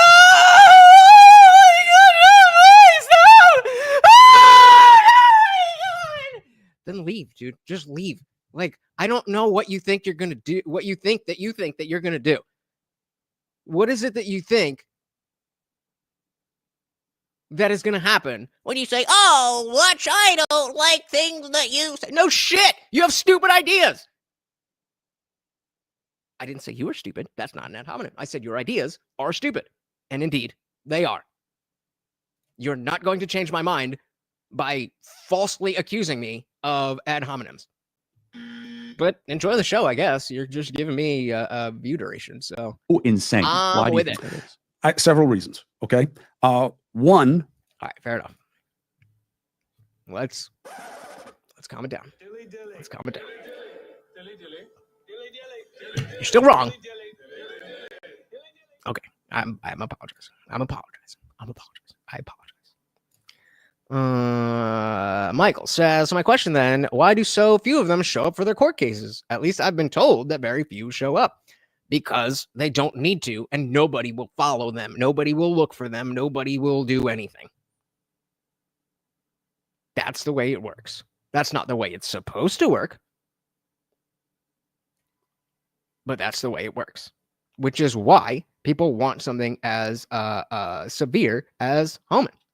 AWell2 said, love the show. Keep the message going. Thank you, sir. You know, the fake news is so going to spin reality and normalcy. We will be fine. I love that you said that. AWell2 also said, once Doge figure things out, people got to go to prison. Both sides. The worst possible thing that could happen to Doge is that Doge becomes another just lettered federal agency. That would be the worst possible thing for this administration. I don't think that will happen, but let's just keep our eyes out. What do we got here? Troop. Yeah. That's the way it works. So Michael, make sure you have the live chat. If you look at the top of the chat, if it says top chat, click that and make sure you are on live chat. All right, now Megan, yeah. Why do you think that is? Several reasons. Okay. One, because solving that problem is not as useful to them until now as weaponizing the problem. And I believe that about both sides, that it allowed Democrats to say, boy, do you people hate people. You are anti-American. You don't even love immigrants anymore. You toxic whiteys. Toxic whiteys. Speaking of toxic whiteys, I don't even know if Bobby is white, but just trying to segue. Thank you for the $2 super chat. Said, love Indian Jesus. Praying for you. Well, thank you very much. And of course, a treat for Morty. Thank you so very, very much, sir. I very much appreciate you. Thank you, sir. Michael said, I have a question for you. Should there be any limit on the amount of asylum seekers we admit into the country per year? Absolutely. There's just admit to the I mean, there's just, again, the resources are finite. Now, that doesn't need to be like a tiny number. As long as we're vetting these people and we have a process to make sure, like, okay, you've got some ties here, we can check out, this is your family. Well, cool. Again, my parents are immigrants. It's not, I have no issue with, I'm not some white supremacist. I'm not white. I'm a first generation American. So, like, I don't know how people are seeing it a different way, but absolutely, it just, there's only so much that we can do. Go as cliche as you want. You can only pour. You can't pour from an empty cup. Our cup's pretty empty. So I say, let's fill up our own cup, take a sip of water, and then maybe we could help some people out who are doing it the right way. You are anti-American. You don't even love immigrants anymore. You toxic whiteys. And it allowed the right to say, you people are crazy. You do not use your brain. There is nothing good about what's pouring over the border. And I really believe that's a big motivator and why neither side. Again, like, what makes you think that it's not political theater for any other politician? Name a politician who you think this is not all political theater. This is what y'all don't understand. Yes, of course it's all political theater. That's the name of the game. So we that's the mood. All right, I'm back in. Obama had both houses, did healthcare, didn't do this. Two. Nobody has, when they've had the chance, four. Has tried to do this except late in the game this last cycle, which everybody saw through. Second reason, they do have a left flank issue. They do have a left flank issue that is hyper sympathetic to the suffrage of those people and believe that you should just be welcoming all in. That's what this country is. That's what it is. It's best.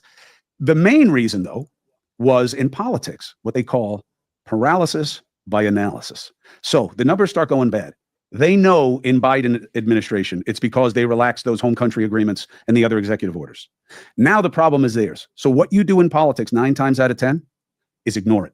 Okay, so then what would be your solution? If you're going to say, no, everybody else has it wrong, then it's somewhat incumbent on you to say, here's why I think here's why, or here's what they could do better. Here's what they could do better. I'm all ears. Problem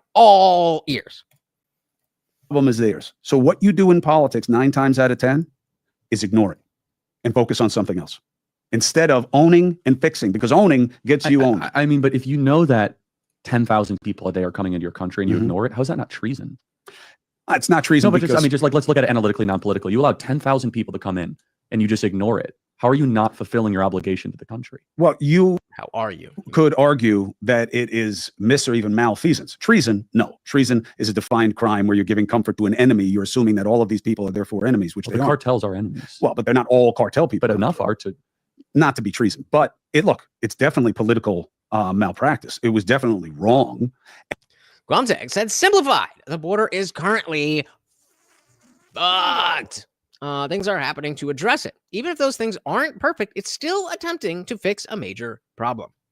And there's absolutely ways that as this happens that we can in real time update these things to work better and try this and like, oh, okay, well, there's a problem here. So let's, but I don't understand the resistance. I don't understand the resistance. It was never a racist, xenophobic thing to not want to have illegal people just pouring over the border. I don't get it. I don't get it. Like, do you only care about it because they told you to? Seems like it. And so the cartels are not the only reason people come here. I don't care what others do in their countries in regards to immigration. Our immigration policy should be reflective of American interests. Exactly. Let's say bring back the Bracero program. Most labor is seasonal. Asylum must be fixed by hiring more judges and prosecute the companies hiring. I'm with that. Tacos. I don't know the specific answers, but mass deportation can only lead to detention camps. That plus mass tariffs will collapse our economy. But hey, no tax on tips. Hey, I think you're wrong about the tariffs. And you know, again, we were willing to do deportations 8 years ago. And it was racist then. Kick the can down the road. And I think you might be right. But so then what? Just not, and then what? What's your solution? What's the solution? MLS69 said became racist only when a Republican raised the issue. Yep, we have Hillary Clinton. We have Obama. We gotta have borders, okay? Not a country, not a border. Don't quote me on that, but you know, saying exactly the same shit. All right, well, what do you, when you say at once, are you under the impression that like this is all going to happen within the same hour or something? Is that what you think when people say mass deportation? You think at simultaneously millions of people are going to be gathered up? Is that what you think? If that's what you think, I completely understand why you think it's a crazy idea, but that's not at all what people are talking about. And the cartels, I think, are a great emphasizer of that point. And fentanyl, which got very little attention. But again, I don't want to dwell too much on the treason thing. I'm not grilling you. I'm just trying to understand, because you talk to Democrats a lot, and you know some justification that your life is in danger where you are. I think that's fair, right? Well, it was annoying. For years, anybody who worried about the border was racist. Now it's admitted that it's a problem, but we're still racist for supporting someone who said it was a problem years ago. Liberals. I want to dwell too much on the treason thing. I'm not grilling you. I'm just trying to understand, because you talk to Democrats a lot, and you know I'm okay being grilled. No, I have my own speculation, of which is nothing but that. How you can say that you're governing a country and you're spending all this money on Ukraine and all this stuff on abstractions, and you just are kind of, at best, indifferent to your own nation being overrun. You know what I would say to that? Here's what I would add to that, Chris. You know, Charlie earlier said, hey, what's the number one reason? What do you think he says buying Twitter? I'm like, you know what? I agree. And my reason for I'm going to say no. And you'll see as we go on with this, he's still in this this mindset, especially once we start talking about Rogan. You'll see why absolutely not. Absolutely not. Has he learned some things? Yeah, cool. But absolutely not. We're saying yes is because if Twitter was still owned by Dorsey, ran by the old guy, I don't remember his name, the CEO. You realize that he's not just gonna, like, it's not just gonna stop after Trump leaves, right? That's the plan, is to have it over a period of time where it is feasible. You're just assuming, because you've been fear-mongered, that, oh no, Trump's gonna do all the dirty, amazing, horrible things. No. You committed a crime, and now you have to pay the price for that. That's how this country works. So a lot of people wouldn't be back on. And the first domino of getting everybody, Trump back on social, was Twitter, when he let Alex Jones back on, when he let Andrew Tate back on, when he let Trump back on, and Trump wouldn't tweet because he was still on Truth, and Facebook follows, Instagram follows, everybody else follows, right? Mm-hmm. If that doesn't happen, we don't hear the counter arguments to everything. And we can be gaslit into believing that nothing's really going on with the border. Then that opens it up where someone like me, I run a big, insurance agency, and what my day looked like is every day people would bring me things and says, watch what he did. That's not compliant. And eventually the bigger insurance company becomes, you're all becoming a compliance officer. Trust me, it's not fun, but you're constantly trying to see who's in the right and who's in the wrong. And all I do throughout the day is hear two arguments. Well, here's what they did, and they should have given us the insurance policy. Really? Yeah. What else? Anything else you want to tell me before I go asking questions? These are the two facts you need to know. Perfect. Hey, what happened here? Da-da-da-da-da. You didn't tell me that. Yeah, what else? Da-da-da-da. Can you show me proof? Yeah, here's the email. Can you show me the thing? Got it. Hey, you didn't tell me about it. Well, yeah, but it's not fair. You like him more than I said, no. Now you're getting emotional. He has a better argument than you do. Take all the emotion aside. Take all the emotion aside. And guys, do me a huge favor, please. I was off for a few days, and you know what that does to the algorithm. Please take this video, share it wherever you can. Take the URL, hit the share button. It does not matter if you think anybody's going to click on the link. It does not matter. Just you telling YouTube, I want to share this, does so very, very much. Thank you. Leaving the border open, you're the border czar, and then later on you want to run it, you're not. Hey, kids competing, boys competing with. There's so much of this that the person that's not involved in politics, that I don't need to have 45 years in politics or 60 years to say, no, common sense, this doesn't make sense. No, common sense, this doesn't make sense. You have to. And that's the other thing that you see so many of these academically stuck liberals, where they are, because they read things and they think that they know everything, that you can't know life without reading the things that they read. And so they are automatically right because they read it and you didn't. That's not how it works.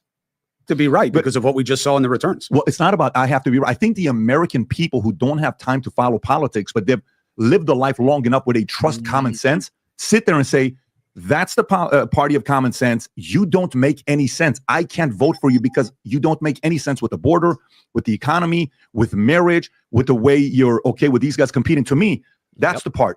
If the Democrats today don't make adjustments and they stay arrogant thinking and Obama can come and save them, Obama no longer has the voice he used to have. By the way, the report comes out, Rob, and if we're on this border thing, let's do this before we go to the next one. I hope it's not. I mean, I hope the Senate and the Congress are willing to fix this country. But I mean, hey, if I guess if they're going to do exactly what they did last time and block everything he's trying to do and just demonize him and be like, Orange Man bad, vote for us. That clearly worked. I definitely see that as a possibility, but certainly not because of Trump and the Republicans. They announced that Tom Homan is officially the director of immigration in law enforcement, the border czar. And when that was announced, I think about a year and a half ago, we talked about, Rob, that if Trump gets elected, if you can go on Twitter, Rob, just play that clip from the podcast. I said, if Trump gets elected. The thing is, though, you can't let the fact that people may undermine you doing the right thing preventing you from doing the right thing. This guy's going to be the border czar. And if he does, this is the wrong guy. They don't want this guy to be. And go ahead and play this clip. And then you'll see him going up against AOC and how he handles AOC. Go ahead, Rob. Hey, shout out to our boy. Thank you, sir. It really does help so much, guys. If Trump wins, this guy is going to be back running the border. And I want to remind you guys who this guy is. When he sat down with AOC and AOC tried to grill him. Yeah. You guys have seen this, right? Please tell me you guys have seen this. And watch what happened to AOC when she tried to grill a man who knows the law. You get a deal and watch. It's just entertaining. Go ahead. Of the many that you recommended family separation. I recommended zero tolerance. Which includes family separation. The same as is with every U.S. citizen parent gets arrested with a child. Bartender. Zero tolerance was interpreted as the policy that separated children from their If I get arrested. He already said yes. He already said yes. DUI and I have a young child in the car, I'm going to be separated. When I was a police officer in New York and I arrested a father for domestic violence, I separated that. Mr. Cuomo, with all due respect, legal asylees are not charged with any crime. What? You listening, Mood? When you're in the country illegally, it's violation of 8 United States Code 1325. Seeking asylum is legal. If you want to seek asylum, go through a program. The Attorney General. Nothing that can be said. So the average person watches this, and let's just say, by the way, I know a lot of people are going to think this is weird. I actually like AOC. I know it's going to sound weird. I actually like AOC. I think AOC, every once in a while, she has a little bit of the anti-establishment in her. I wouldn't say I like her. I agree with that notion that she has, a little bit of that anti-establishment in her. I agree with that much. I wouldn't say I like her, but a little bit of red pilling, she could be a good force. Probably not. AOC. I think AOC every once in a while, she has a little bit of the anti-establishment in her. She doesn't like the Pelosi. She doesn't like. Who said country? This is what we call a straw man. So let's go back to the footage. What did he say? What did he say? You go ahead and stop me when he says the word country. When he says the word country. Of the many that you recommended family separation. I recommend a zero tolerance. Which includes family separation. The same as is with every U.S. citizen parent gets arrested with a child. Bartender. Zero tolerance was interpreted as the policy that separated children from their. If I get arrested for DUI and I have a young child in the car, I'm going to be separated. When I was a police officer in New York and I arrested a father for domestic violence, I separated that. Mr. Cuomo, with all due respect, legal asylees are not charged with any crime. What? They are. When you're in the country illegally is violation of 8 United States Code 1325. Okay, but see, the proper punishment for DUI is not deportation. That's not the point. The point is that separating families is not a unique thing in law enforcement. That's the point. But of course it goes over your head. And since they're the ones who choose to be parents and absorb the responsibility of making decisions appropriate relative to the risk posed. Seeking asylum is legal. If you want to seek asylum, go to the port of entry, do it the legal way. You can pause it right there. The Attorney General. Nothing that can be said. So the average person watches this, and let's just say, by the way, I know a lot of people are going to think this is weird. I actually like AOC. I know it's going to sound weird. I actually like AOC. I think AOC every once in a while, she has a little bit of the anti-establishment in her. She doesn't like the Pelosi. Okay. So you're talking about separating families as if that's a bad thing that we are doing. When you do a crime, the consequence of that crime, if that includes being separated from your family, given the fact that the punishment fits the crime, then that is not a bad thing. So it would be ridiculous to deport someone out of the country for a DUI. I agree with you. But it is not unreasonable to deport somebody out of the country who doesn't belong in the country. The punishment fits the crime. And in either case, the through line is we don't keep families together just to be nice when you commit crimes. That is the point. See, she doesn't like. No, you are not wrong, Michael. You are absolutely not wrong. The Schumer. She's a socialist. She's completely on the opposite side. What is it? It's a bad thing. Is it a bad thing when someone commits a crime, the child goes to the family, that father is in jail for what, a day? Well, again, you voted for that shit. I would like for when people commit crimes to them, for them to stay in jail. So I don't know what argument you're trying to make. The only reason they're only in jail for a day is, but no bail, cash bail reform. And I am down with the idea of jail not being something for, only poor people. I am totally down with that. But you're not making an argument. What does this have to do with a day? The point is, when you get arrested for a crime, you are separated from your family. That is the point. The point is, when you commit a crime, you are separated from your family because of the fact that you committed that crime. What happens after that depends on the crime. Like justice. She doesn't like the Pelosi. She doesn't like the Schumers. She's a socialist. She's completely on the opposite side, but she's also not the most establishment.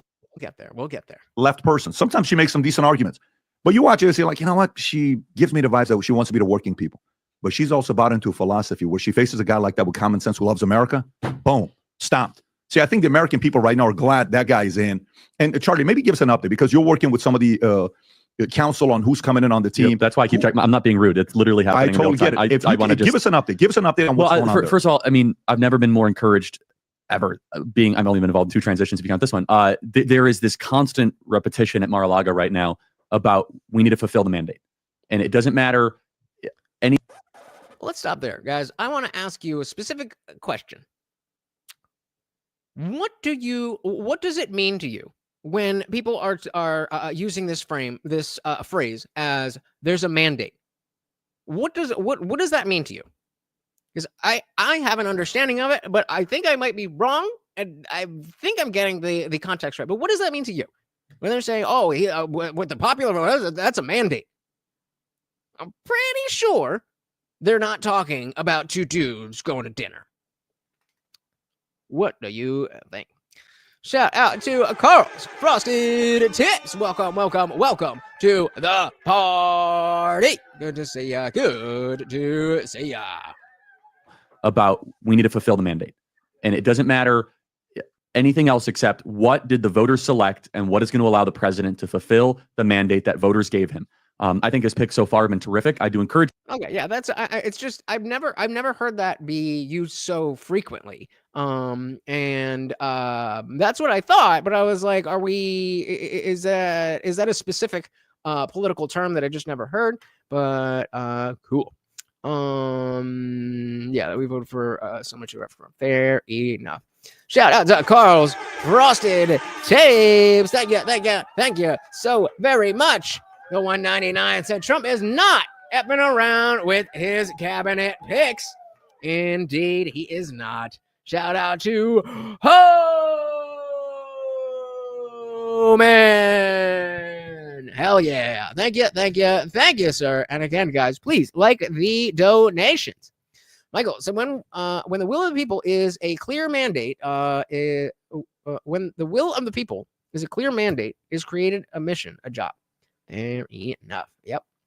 We the people spoke, and it was the 5th, wasn't it? It was the 5th. Bowie said, since the election results were decisive, the people agree with this policy, hence a mandate. Okay, cool. We're all on the same page. I thought maybe it was some, like esoteric political thing. I don't know. Fulfill the mandate that voters gave him. I think his picks so far have been terrific. I do encourage people, unless you see it on Donald Trump's Truth Social, it is not verified. Okay. So I'm talking about who's going to be in the administration. Correct. Yeah. I mean, some people say, speculating is fun. Well, Rubio selected. Well, it very well might be, but that's not verified yet. Okay. And there's a lot of Twitterati chatter right now. And you guys got to, if Twitterati, you don't see it on Donald Trump's Truth Social, there's an exhaustive process to get it on Trump's Truth Social, and then it's signed, sealed, and delivered. Right. So it's an ironic situation, because usually that is the last place I would go to know. No.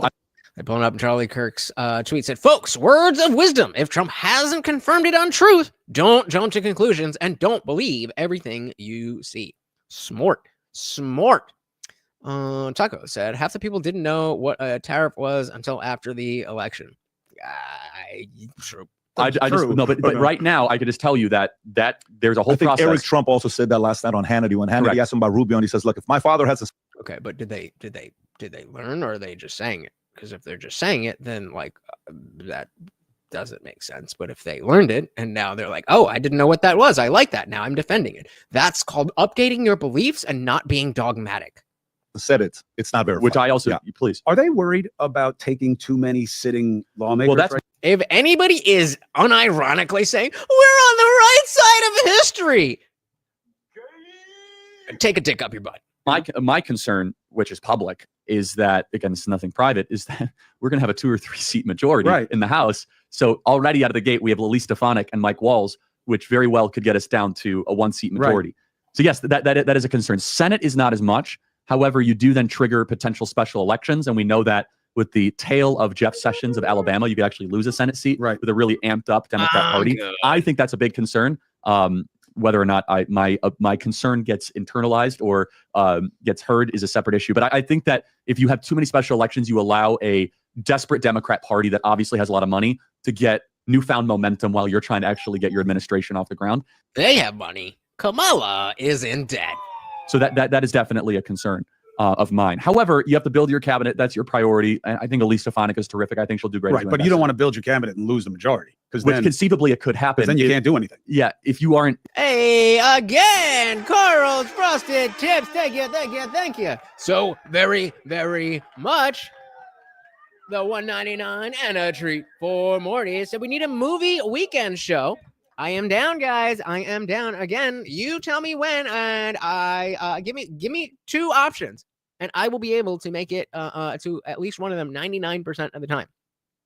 I got this all on lock. The Discord server, that's for you guys. You do your own thing. You guys build the community. I can't do it all. I'm running the show. You build the community.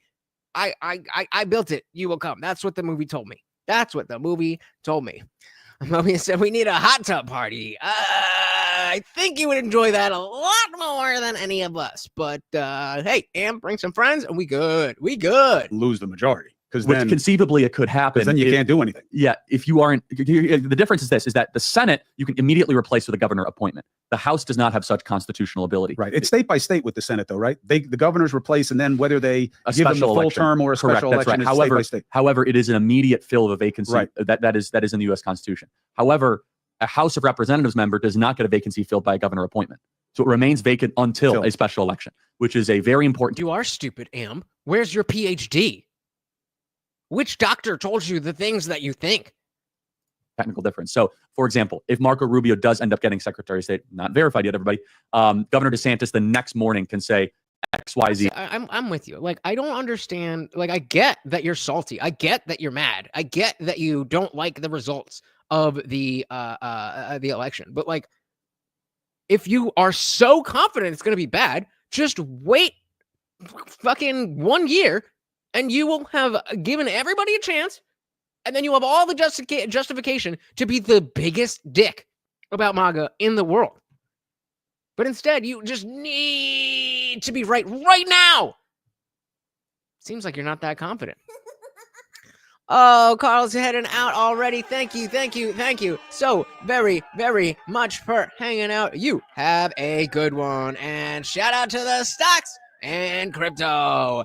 Goes to the moon. So you don't lose a seat. You don't lose a seat. The House of Representatives, Elise Stefanik, Governor Hochul does That's a very important distinction to know the difference between those two things. Yeah, Governor Hochul doesn't replace. Yeah, because you're picking your people who are you think are the right people, but you may be depleting the team that you need. Yeah, correct. So it's an interesting thing. And also, your point about look at it in truth, it's part of the blessing and curse of social media. Your TikTok, when we were looking at it, you got 5 million followers, which is a really big number on TikTok. But your views are way, way beyond your followers. That is the blessing and curse of social media, is that things get put out. And if they're good for you, great. If they're bad for you, terrible, because it'll be seen a gazillion more times than even the people who are looking at you, which is something that can be weaponized. And, I don't know the answer. Yes, that is how social media works. Thank you for educating us. Answer to it. I really don't. It's easy to say, and the media loves to do this. The media loves to hate on itself, which is, something you realize when you've been in it for a while. So they're enjoying very much now saying digital media, podcast, that's where it is. That's where it is. Can I interject on that though? And I want your thought, Chris. So I have an opinion that the next wave, the American people will not reward a presidential candidate with their vote if they cannot sustain a 3-hour uninterrupted podcast like Rogan or this one. Put a one in the chat if you agree that you will never. Let's put this. Okay, we got a poll here.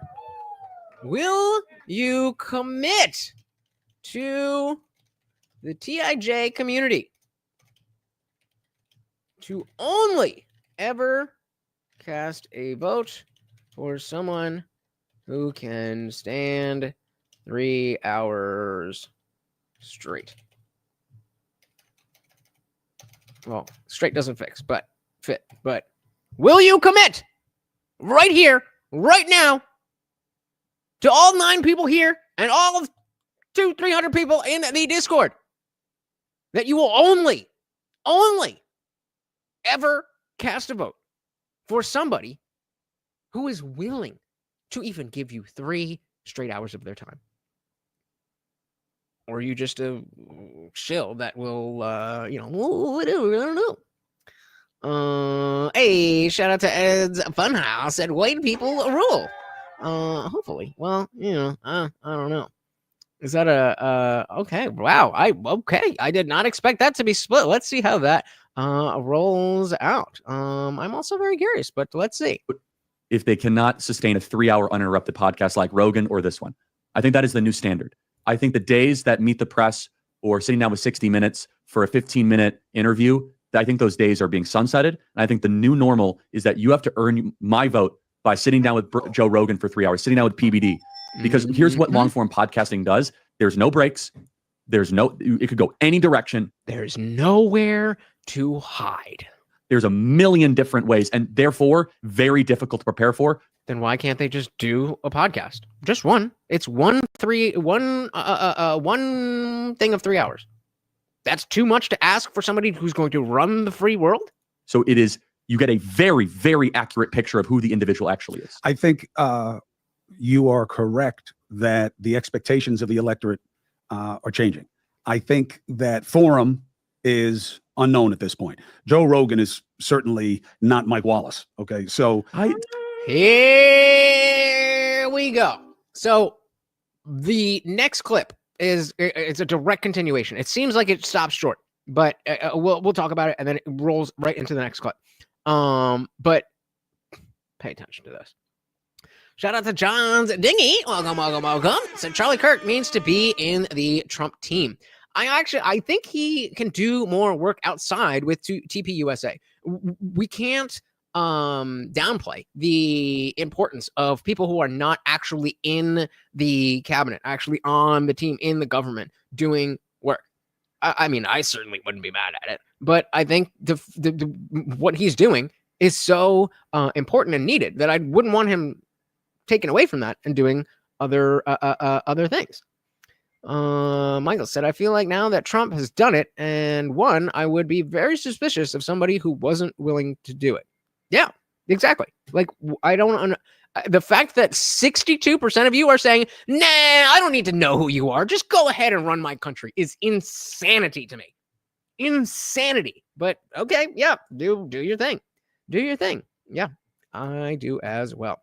So again, if you guys remember when Chris Cuomo's first show with Valuetainment and Dave Smith was there, and they were all not all, but he was just fucking going hard on Cuomo about COVID and all this kind of stuff, and specifically Joe Rogan. He seemed to be like, okay, I'm willing to see things differently, but just listen to the way that he talks about Rogan. Point. Joe Rogan is certainly not Mike Wallace. Okay, so I don't diminish. I think I'm Joe not Rogan diminishing. is way I'm not smarter than people diminishing give his. credit I'm for. not saying he's not smart. I'm saying, look, I watched every second of him with Trump. Okay, I've watched 50 hours of Joe Rogan. I think he calls it a conversation for a reason. By the way, I'm a big fan of conversation. I do a lot more of it now than I used to. I used to just do testing sessions because I didn't have the time. Fair enough. No, I know that. So I had to zero in. I'm not denigrating Joe Rogan. His success speaks for itself. So here's the part. Here's the part where it's like, this is why he has not been red pilled. This is why he has not been red pilled, because he still thinks like this. What I'm saying is, I don't see him as a legit vetter. Difference is, it's not that, and you don't have to. When I was there, and it wasn't that CNN. It's like you had a meeting. So what did he just say? Imagine a moment where you're sitting there. Are changing. I think that forum is unknown at this point. Joe Rogan is certainly not Mike Wallace. Okay, so I don't diminish. I think I'm Joe not Rogan diminishing. is way I'm smarter not than people diminishing give his. credit for. I'm not saying he's not smart. I'm saying, look, I watched every second of him with Trump. Okay, I've watched 50 hours of Joe Rogan. I think he calls it a conversation for a reason. By the way, I'm a big fan of conversation. I do a lot more of it now than I used to. I used to just do testing sessions because I didn't have the time. Fair enough. No, I know that. So I had to zero in. I'm not denigrating Joe Rogan. His success speaks for itself. What I'm saying is, I don't see him as a legit vetter. Yeah, we don't need legit vetters, sir. We are smart people. We can vet them on our own when they speak. That's the vetting process. You sit down and speak. And then as people, we know how other people act. And hey, I mean, sure, there might be an aspect of politicking in that and say, oh, you can do, but it's way harder to bullshit a 3-hour conversation than a 10-minute fucking talking head thing with what the fuck is his name? Where are we here? And so I think that's an ignorant way to think. I care more about live, unaltered conversation holistically. Not Joe Rogan specifically. He said 3-hour conversation. We were talking about Joe Rogan because Trump went on Joe Rogan. If the things that you care about aren't addressed by the host, then they're likely going to be addressed in other places. The purpose of the podcast is not to address the policies because that's already a part of the campaign. The part that we want is the aspect of who you are as a person. When they were talking about fighting, when they're talking about their kids, when they're talking about family, that's the type of stuff that we want to see. Nobody is saying that it has to be Joe Rogan. And, okay. So it's all about Am. So if Am gets what she wants from a 3-minute news segment, then all of us should just be like, well, I guess that's the argument that you're making. Like, what are you saying? Mostly this country needs more Juan Swansons and less Leslie Nopes. Gut the system, leave me alone. I mean, hey, if the worst of the Democrats were like Leslie Knope, at least she cares. At least she cares. But again, Rogan is not mentioned in the poll. I said 3 hours. 3 hours of discussion. I'd much rather have a group of citizens question candidate for 3 hours. That is exactly what I just said. That's 3 hours. How is that no?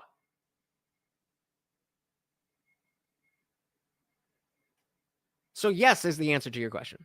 When I was coming up in the financial space, I had such a fear of asking myself, dude, I don't have a finance degree. I'm sitting in a class with Morgan Stanley, Dean Witter, guy sitting to my left in my class of Morgan's at Mark Hopkins Hotel, San Francisco, because 9/11. You did say that. You absolutely said that. You definitely said that. You said not if they prove capable in other types of venues. This is the assumption of Joe Rogan, which you then bring up here. And I never mentioned Joe Rogan. I said, can they do the exact thing that you just said? So yes, you did say that. I'm sorry.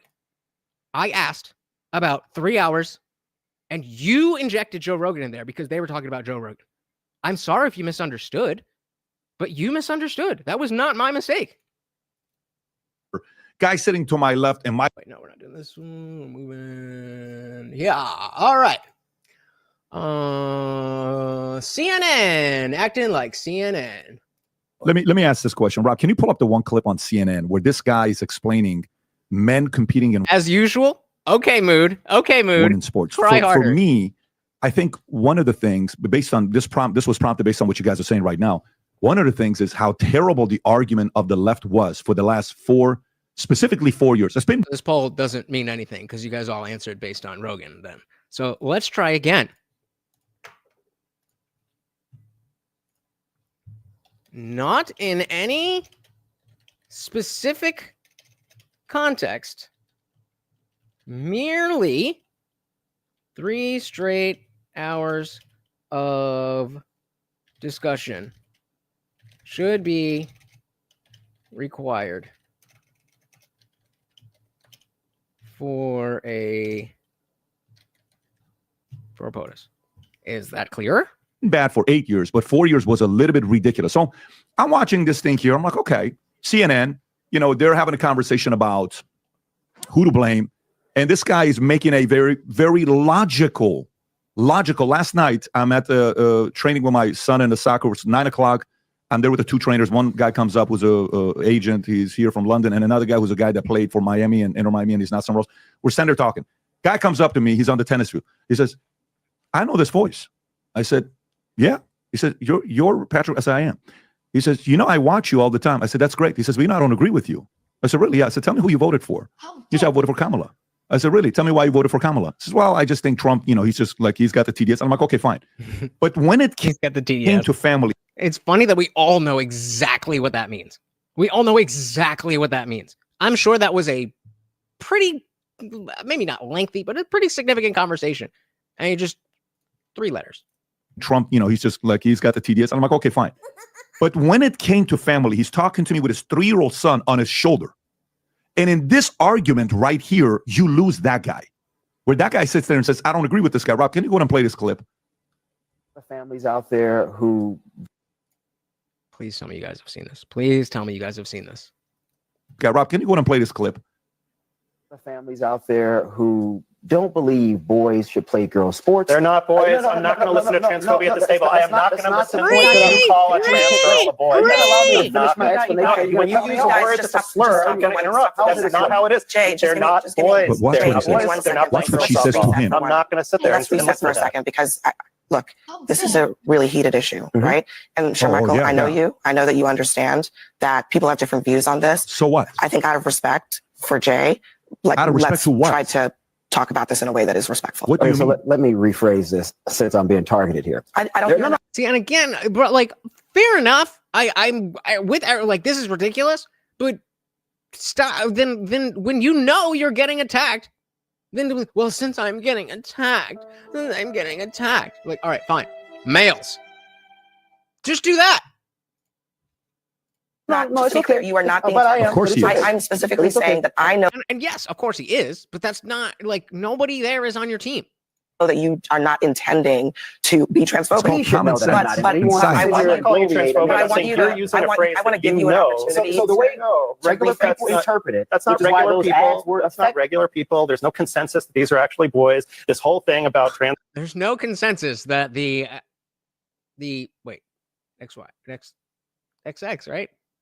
I forget. I've gotten so confused, but these chromosomes and the penis does not mean they're actually boys. That's not regular people. There's no consensus that these are actually boys. This whole thing about trans girls is a canard. If we're talking about a tiny, tiny sliver of the population, That may be the and we're case, using but that my point in to take terms of away its healthcare from effectiveness. thousands. Just get to your point. My point in terms of its effectiveness. Regular people with children look at these things and they say, you know what? This is a bit too far. I do not agree with this. I don't like this. I think Democrats are going way too much to the left on social issues. As exhibited by the interjection from Jay Michelson. A lot of families believe that. You may disagree with that reality, but that's why Republicans kept running those ads over and over and over again, because they saw the metrics suggested And that they were lying working in those ads over and over again About and what? using rhetoric. Yep, he said this dude is nuts. He may not have any, but he is nuts. Like you just used, saying this is boys playing girls sports. It is. First of all, we're talking Jay, about it is. people in the You can entire pause country. it. So, Charlie, you've not seen it. So No, nobody's gonna hit the poll now that I phrased it in the way that I actually meant it. Okay, be so. Oh, that's raw remarkable. reaction. Go ahead. I mean, but rarely are you able to then see the contention and the point proved in one clip. So Shermichael is saying, one of the reasons why Democrats are failing is because boys are in women's sports. And the guy then says, no, you have to stop doing that. Now he was doing real-time speech police, real-time thought interruption of a very... Yes, correct. The only person who brought up, okay, sorry. Yes, you and one other person. I apologize to the two of you. Tago said the only person who brought up trans people on the campaign was Trump. The only person who brought up race on the campaign was Trump. These, it wasn't these issues for Kamala. It was cucked liberalism. So you think that, like, he was just like, you know what I want to talk about? Transes and race. That's what I want to do. No, you can't stop me. I'm going to make my whole campaign about transes and race, despite the fact that it's completely irrelevant. Nobody is actually talking about these things. Nobody is being affected by these things. So, but still, I just want to talk about them. And then I get an overwhelming landslide of a victory. Crazy. I said, no, he didn't. I said, no, because I don't care if it's a podcast, if it's still a live conversation without the edits. And I said, citizens. Never once did I say, did I say citizens questioning the candidate? But sure. I'm just trying to get to, all right, whatever. Be mad. I don't know. It seemed like a pretty easy misunderstanding. I tried to fix it. I don't know what Real-time else speech police, real-time thought interruption of a very valid point, by the way, that Shermichael is making. And yes, let's just be very legitimate here. There are men in female sports. Just ask Riley Gaines. It is happening every single day. It's happening at the biggest possible level. It's happening even at the Olympics. It's happening all across the board. And it is something that Donald Trump's most effective political advertisement this cycle, and Susie Wiles deserves such credit for this and her entire team because they trust their instinct. Shout out to Riley Gaines. Shout out to Taylor Silverman. I guarantee I will again, I'll give you $5. Taco or Mood. $5 if you know who both of those are without Googling them. It was a two-sequence ad. They did A and B. The first one is where they showed Kamala Harris sitting down with a trans activist in California where she was bragging that illegals got taxpayer-funded gender reassignment surgery. I mean, just like and bragging about it. Yep. Then they ran another ad of Charlemagne from the Breakfast Club reacting to that and basically, you don't vote for me, you ain't black. Saying Kamala Harris, Taylor Silverman, is for they, them, Donald Trump is for you. And they went all in on that ad. Now, what is it about that ad? Of all the stuff. I saw that on Taylor Silverman. The Yankees. Taylor. Let me I just make sure. I'm on the floor. What did I just say? Taylor. What the hell did I just say? Now I forget. Taylor. It was the girl. Silverman. There we go. Taylor Silverman. Timcast fans will be mad.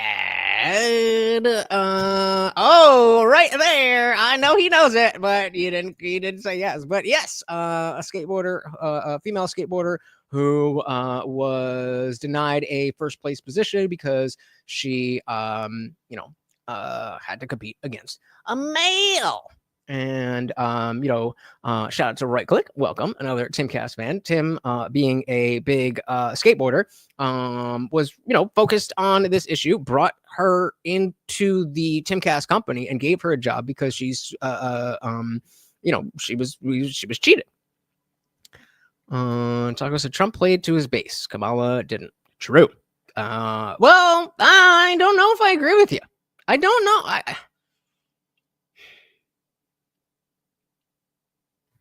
Do we agree with this? Okay, now everybody's not going to be mad at me. Can we just do a regular poll, and just answer the way we think? So Trump played to his base. Kamala didn't. True or false?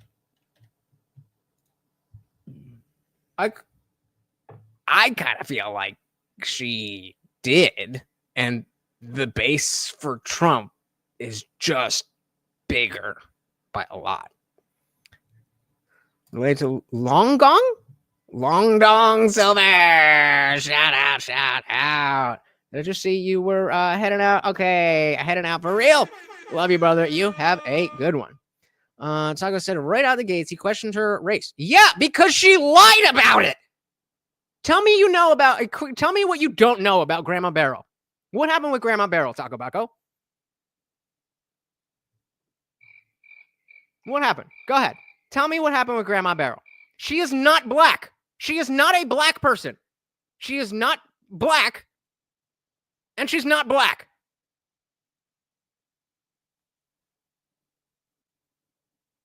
She's not black. Kamala tried to bring in Republicans, and angering the far left was foolish, definitely. And so Trump addressed the issues that the overwhelming majority of people care about. Absolutely. Guantek said it's not that he didn't know what biracial is. Kamala ran as Indian in California because she's Indian and Irish. And then all of a sudden she was a black candidate. He was calling out that she used it for political points because she lied. Do we need? Fuck it. Let's bring up Candace Owens' Grandma Barrel.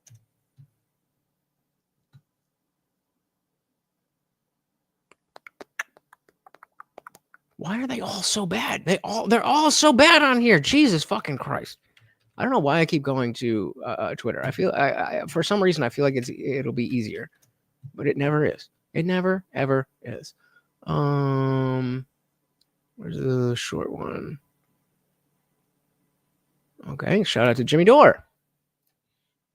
Hey, come see us on tour. We're going to be in Los Angeles, Columbus, Ohio, Dayton, Lulu. Candace Owens has blown. She says Kamala Harris has been busted by Candace Owens for lying about having a black grandmother. A woman who was a family friend of Kamala's grandmother claims that she was very fair-skinned, meaning Kamala Harris's grandmother was very fair-skinned, which contradicts the photo. That's what I'm saying, Am. I feel like she absolutely did play to her base, and her base is just not good people and not very plentiful. I don't know. She wasn't. She was the first. She was the first Indian, but she's not black. Like, just please just pay attention to this. Please just pay attention to this. This is lefty Jimmy Dore covering this. So yeah, it's Candace Owens, but this is a bipartisan truth anti-establishment thing. So if you just want to believe lies, go ahead. But let's just see the facts. Meaning Kamala Harris's grandmother was very fair-skinned, which contradicts the photo that Kamala shared where she claimed to be with her grandmother, Beryl. Oh, yeah, that was a servant. Grandma So- Beryl. That's not grandma. First of all, come on, loosen up already. Who hasn't lied about their grandmother being black? Am I right? Yeah. Fair enough. Fair enough. Fair enough. They told Jack Nicholson his sister was his mother was That's his right. sister, and she was both. Isn't that amazing that he was in a movie of that? That's amazing. But here we go. Watch this. That's what I'm saying. Isn't it though? I don't know. I'm of two minds. I really don't know. Our base was Democrats and rhinos. I think, yeah, that's what I'm saying. I'm going back and forth. I don't know. You guys seem to agree with Michael, but me and Am, I don't know. I think I'm gonna stick with Am. His mother was That's his right. sister, and she was both. Isn't that amazing that he was in a movie of that? That's amazing. But here we go. Watch this. A Jamaican woman has stepped forward who I can verify to you knew Kamala's grandma Beryl. And she remembers her Grandma affectionately, by the way. Apparently, Beryl. Grandma Beryl was a wonderful woman. She adored Kamala's grandma Beryl. There was just one minor detail that was off. You see, the Beryl that she knew, the one that Kamala presented in her book, was not her, because the Beryl she knew was white. All right, so all of this was really just common sense. I know it's not that common anymore, but it really was common sense from the beginning. And I Here to resurrect the second coming of God. I want people to know, let the record show, let the history books show that all I did was conduct basic Black people science.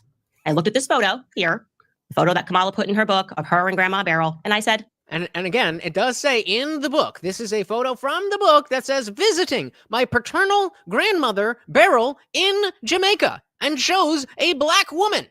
No. Well, yeah, we must be so racist. Oh my God, here's the proof. It's her grandma. scientific consensus rejects this theory for a ton of reasons. One of them being, I don't know, Taco. Let's watch and find out, because we are watching the video right now and you're about to find out. I just didn't feel like this woman was her grandma. I have a Caribbean grandma. They're all up in your face. I said, shit, me too. I don't feel the affection in this photo. I'm not thinking this is a very dark woman. I'm not. Because she and Biden, the Biden-Harris administration already fucked over Black people. So they needed the Blackness as a way to try to bring in more Black people. And it still failed. Thanks to Candace.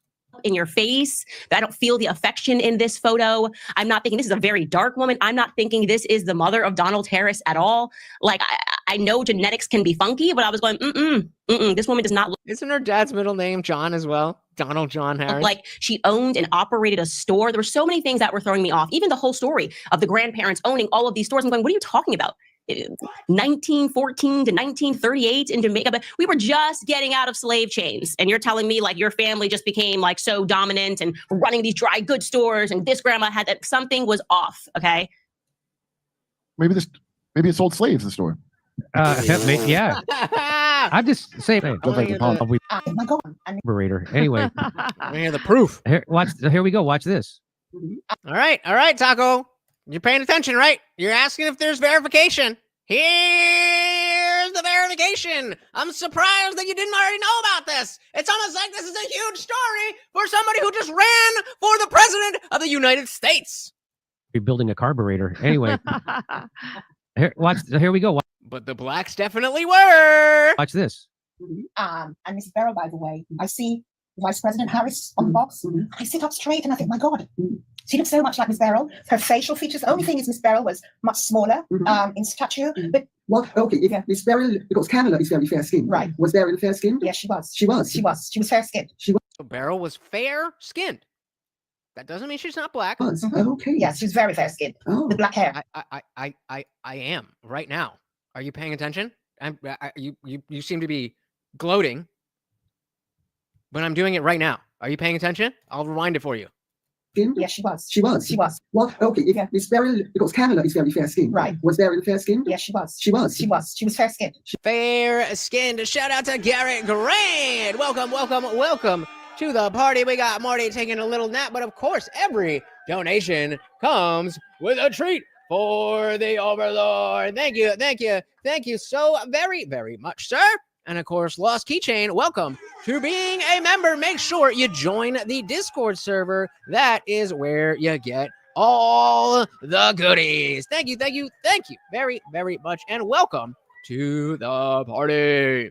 Miss Beryl, because Kamala is very fair-skinned. Right. Was Beryl fair-skinned? Yes, she was. She was. She was. She was fair-skinned. She was. Okay. Yes, she was very fair-skinned. Oh. With black hair. Really? Yes. Okay. So she was so fair-skinned that now that I'm older and I can spot people by their skin coloring, etc. For me, I would say there was something Irish there. Oh, interesting. Something Irish. Grandma Beryl didn't look that Irish to me. But hey, I mean, well, I don't want to be racist. Shout out to Westfield 90. Thank you so very much for the super sticker and the $4.99. Let's get Morty his treat. Yummy. Thank you so very, very much. Very much appreciated. Yeah. I would say somewhere along the line, she would have had ancestors that were Irish. Yes. Actually, can I show you a photograph? Of course. Of an old lady. Yes. And some people speculate that this is. This is the help. This is the help from her family. I mean, I don't remember exactly, but this is verified. She has a whole thing. It's not my job to educate you, even though I am doing it right now. Miss Beryl. Right. So, sorry, Beryl. That's okay. I am so on technological. Okay. It's just pathetic. Yeah. There we go. So you can see Candace is holding up the picture in the book, and then this is from Candace's thing. Nah, so they that's should not put Miss the Beryl. picture. That's not.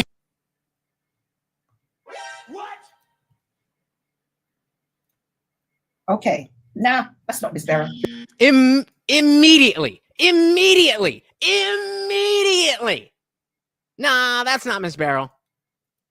Look at this. She doesn't know what she's about to look at. How much time does it take?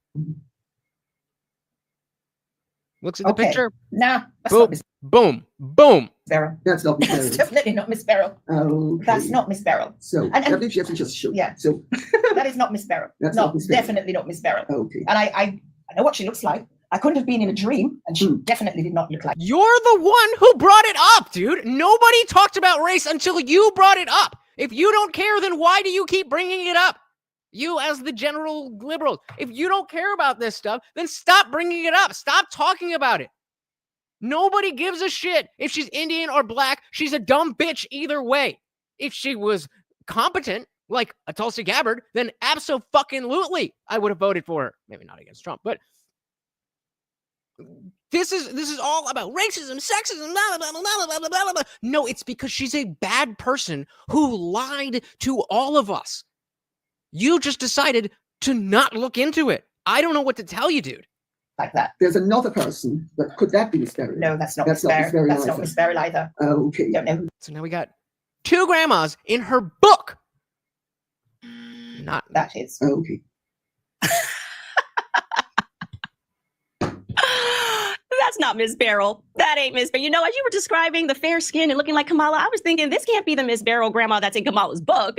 Yup. So, I mean, yeah, if you don't believe that for some reason that you think Candace Owens would, just explode her career like that, and that was like 3 months ago and people still trust, I mean, do you? But it's out there. Go look it up. Go look at it or shut the fuck up about it. I don't know what to tell you, man. All in on that ad. Now, what is it about that ad? Of all the stuff. I saw that in the Yankees game. I saw it in the playoffs game. It was everywhere. But hold on a second. I got to disagree Damn, man. I guess on that poll, it's just me and you. a little bit with Bill O'Reilly here, based on what you said. It wasn't just groceries and gas, because the Trump campaign spent $75 million on a non-grocery and gas, because that ad struck down to a chord that was Kamala Harris's weakness. She is this radical ideologue from California who will pander to foreigners, not Americans, with the most wild, abstract left-wing ideas, and then incorporated in that, oh, by the way, she's also for they, them. So anyone who's dealing with that kind of HR policing in the corporate life, it's kind of a little trigger. And they even said in the ad that Kamala supports men and female sports. I mean, it hit all the points in 30 seconds. I mean, I think being not black enough is a very different thing than being like, you're not black. Like, I'm just not black. So anybody could reasonably say, Lutch, you're not black. Now, if I was black and you were telling me I'm not black enough, I think that's a much different conversation. But Kamala Harris is no more black than I am. I literally have Caribbean parents who are Indian. Literally. If I'm not black, she's not black. And my mom is Asian. Her light side, her dad, is Irish. So if I'm not black, she's not black. I mean, unless you want to give me the N-word pass. That Kamala supports men and female sports. I mean, it hit all the points in 30 seconds. And what did you just say, PBD? Where did they place that at? The brilliance of the Trump campaign. They only ran it on NFL football and the World Series and male-dominated media. They didn't run that on Lifetime. And that's why Donald Trump did historically well with young male voters. Michael says you can have black skin and not be a black person. Being black as much as a cultural thing as is a physical description. Sure, but you can't not have black skin at all in your ancestry and culturally claim being part of the black community. I mean, you can. Obviously, she did. But that's dishonest because it's a lie. Yeah, look, this is a complex situation. It resonates easily. Having a black guy say it, Charlemagne the God was a force multiplier in that regard as well. But look, the Democrats lost because they underperformed. All right, that is a really important thing to remember, because what does that tell you? It tells you they didn't get their people out. When you look at where Trump grew, he grew obviously with people who didn't vote for him before. So something changed in this election that made people stay home, and some of them who did go out went out for him. I think the economics are a big part of that. Of course. No, I'm just saying that's an example. Yeah, it's this not is the complete too. picture, though. Here's my problem with this issue, and I welcome this.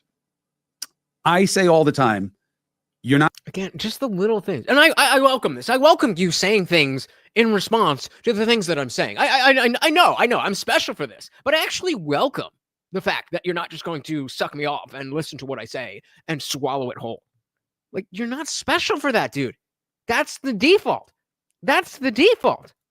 Context said, you guys are overcomplicating it. You just need to ask Biden whether or not you're black. Not going to get a lot of parents to vote for you when you say it's okay that a guy my size is playing girls volleyball in high school. They don't like the idea. Okay. Does it happen a lot?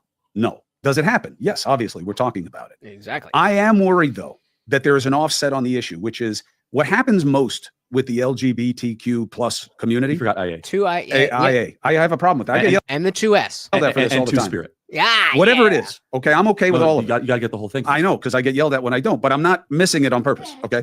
My point is this. It doesn't matter. It's transphobic anyway. What happens to them most. It's so totalitarian. Well, it is, because if you miss the acronym, you're a hater. That's right. That's a mistake. But two things can be true at once. What happens to that community most is that they're discriminated against. And I'm worried about the gay kid, the trans kid that is living in a real profound state of fear, and people are hurting them. Right? That's what I'm saying. Like, he acts like he's so above everybody. I'm like, yeah, I don't blame you. I'm like, well, yeah, I understand why you would think that. Like, shut up. We don't understand why the fuck you would think anything that you think. That happens a lot. Now, is the correction. What are we talking about, Chris? Listen, people target those people. One more time. State of fear, and people are hurting. Let's watch Charlie's face just go from listening to like them. That happens a lot. Now, is the correction. What are we talking about, Chris? Listen, people target those people, and they get bullied. Do they know in a statistically significant manner? Do they know?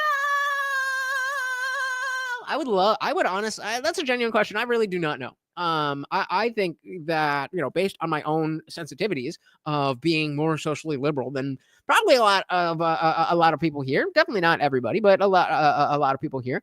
I'm totally fine with people being gay or trans or this or that or whatever the fuck you want, as long as you leave kids out of it. But maybe I'm projecting that onto other people. There's certainly people who are against it for different reasons, whether it's because of their faith or because they're an asshole or because of whatever it is. But it seems like LGBT is, or at least was, before the 5th, the cool kids club. or what they were trying to make the Cool Kids Club.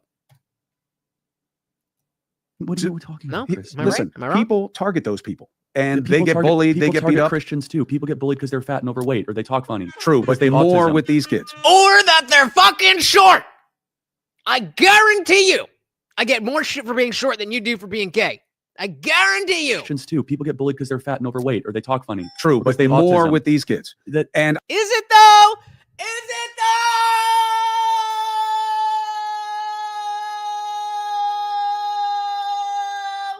I don't believe that. I'm willing. Hey, if you show me numbers, I will. I just don't believe it. Get bullied because they're fat and overweight, or they talk funny. True, because but they have more autism. with these kids. And I'm just worried about what you do. That's not what Kamala thinks. That's not what Biden thinks. That's not what the media thinks. That's not what the entire media establishment thinks. Do to them. I agree with the argument. Males and female sport doesn't make any sense. But in And this, it in this actually absolutely context, works. Chris, it's only trans. He's not talking about gay or lesbian. I know. This 2-minute video. That's a good point too. I think it is maybe a bigger responsibility on the gay and lesbian community to separate themselves from the trans ideology. I just think that, and again, I don't have the argument, the justification, the logic laid out for this, but it's just my speculative belief that the slippery slope to all this stuff was not gay marriage. We had too much time. We had too much time where people were just being gay and being fine. And some people were bigoted and some people were, but like, that's again, as Charlie was just talking about, people give you shit for all kinds of things. I just don't see the direct connection between two gay adults having a relationship and trans and kids. I see where you could connect dots. Absolutely. I'd be stupid not to.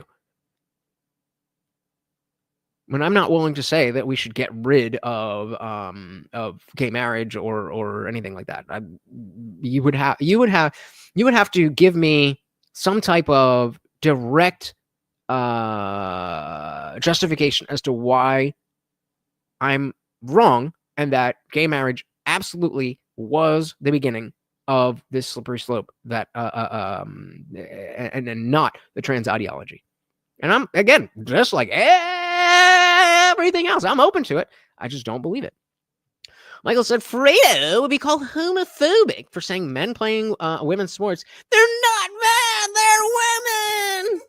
How dare you? Yeah. Transphobic. How dare you, man? Come on. Trans. He's not talking about gay or lesbian. I know. This 2-minute video, the guy is saying, when you start putting men competing in women's sports, the guy comes out, Jay, corrects him saying you can't Says, have don't call transphobia. them boys. Yeah, don't call them boys. He says trans girls. And then to top it off, the host defends this argument and then tells him to pump the brakes. Yeah. And he's like, what? So to me, what happened? Shout out to Matthew. Welcome. Said anything that happens to them is because they're LGBT. Bad shit happens to everyone. But they are the only, but they only see bad shit that happens to them, and in the context of because it's LGBT, as you said. Most people do not care that you're gay or trans. Bingo. Most people. They may not like it. They may not be like, oh, awesome. But yeah, that's gay to care. If you care if somebody's gay, then you're fucking gay. Happens, here's the following. What percentage of CNN viewership is going to be Democrat? Let's say 80%, 70%, No. whatever the number is. Yeah, it's gonna be in the 40s, but it's okay. It's gonna be a plurality. It's not a majority. I think it's going to be more liberals than Republicans that watch. Yes. Well, a lot of people watch it at the airport. They calculated that way. Nah, that deal was up, I think, in 2022. Than Republicans that watch. Yes. Well, a lot of people watch at the airport. They calculated that way. So There's take still that people, out. by the way. But watch this. I'm actually I'm saying talking, it brings up the average. But meaning the audience that goes to CNN is that audience, right? Yeah. You know what happens? How many of the guys that are sitting there saying, bro, I've been voting Democrat my entire life. What the I don't agree with this. Yeah. And imagine a moment where you're But shh, don't tell anybody. I don't want to be like seen as a Trumper or something. So all right, I'll just go along with it. sitting there, you and your wife are in the kitchen, honey, food's ready. Okay, babe. And you're sitting there going, so how was your date today? And then you hear this guy. Yeah, I get it. And then you're watching like, I get it. I've never heard anybody make a different case. I've never heard anybody say to me why it's okay that you would have a male be competing against females. I totally get it. If they continue this way, though, Chris, if they continue this way, the argument when you're presenting and the method of you trying to gain the voters, when you do things like that, you lose in a major way, which, by the way, this is the commercial Charlie was talking about. Rob, if you want to play the clip. Yeah, just to be clear. This is absolutely, obviously as a straight man, I may not look at it all the times, but I am a straight man. I've always said the thing about like, oh man, it would be so easy to be gay, dude. It's just like hanging out with your bros, but you want to fuck them and then you get to fuck them. Like, I don't know about wishing they were born normal, but I think they're, at least from the way Mike Harlow talks about it, he's just like the gay guys are worse than the women. I think that's really the biggest thing. I don't know. Is Bobby still here? Bobby is? Which one have I been saying? I don't know. I think we and Taco Baco said we. I don't know what your identification is, but any comment on what Michael has to say? A major way, which, by the way, this is the commercial Charlie was talking about. Rob, if you want to play the clip. Yeah, just to be clear, they went all in on this. $75 million. And I have a thought afterwards. Go ahead, Rob. Taxpayer-funded sex changes for prisoners. Surgery. For prisoners. For prisoners, every transgender inmate in the prison system would have access. Hell no, I don't want my taxpayer dollars going to that. Kamala supports transgender sex changes in jail with our money. Kamala even supports letting biological men compete against our girls in their sports. Kamala is for they, them. President Trump is for you. I'm Donald J. Trump, and I approve this message. Now, can I say something, though? There has been this consensus by some that the culture war should be away from politics and the culture war loses elections. This advertisement, as studied now by 3 different firms, So we did get through this. I'm going to skip through this a little bit and see what part of it is in the rest of the clip, because they're just saying, the culture war matters. That's the same thing we saw before. If you missed that, he's basically saying, yeah, a lot of people say the culture war is bullshit, but the culture war really matters. Right. All these teams are story fitting. I mean, I don't know the exact rapidity. Now, where I had more of a problem with this is the immigrant crime issue.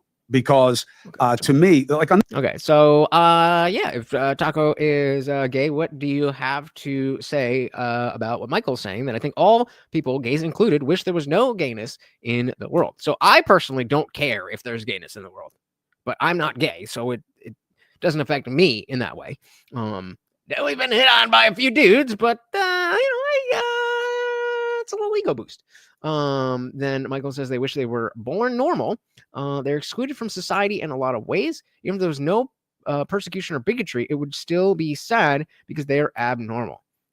I feel like I'm pretty abnormal. I mean, I like to fuck chicks, but I'm abnormal in a lot of different ways. And back in the 90s, being abnormal was cool. Now it's all about, no, I'm part of this group. But Taco Baco says 90% of my family wouldn't show up to my wedding if I got married. So, obviously that's, a sad thing to hear. But specifically about wishing there was no gayness. Like, what is that? Just like, because if I was you and that was the case, I'd be like, well, my family's just shitty people. Like, I wouldn't. I don't know for experience, but a lot of my family doesn't like the fact that I'm an atheist, and that's just like, oh well, fuck you then. Like, you believe the wrong thing. It's not my fault. You fell for bullshit. And so I would assume that if I was, if it was gayness instead of atheism, they'd be like, all right, well, like I'm me. So exactly. Yeah. Well, Taco said, why should I have to change to fit the majority of society? I'm not hurting anyone, of course. Is that you hitting on me? So yeah, I definitely would disagree with the idea that people wish there was no gayness. I'm totally happy for people to be gay. It just doesn't. I don't know why people care about that. And as Soft Num Nums, welcome to the party. Same thing with race. I don't get why people focus so much on this stuff. Said, this is why race doesn't matter. You just don't know. Oh, trust me. I know. Something goes on to say, judging a book by its cover. I'm Mexican Native American on my mom's side. Dad's Irish. I'm white. Grandma's name is Juanita Gonzalez. Yeah, I mean, like, we all just different. We all just different.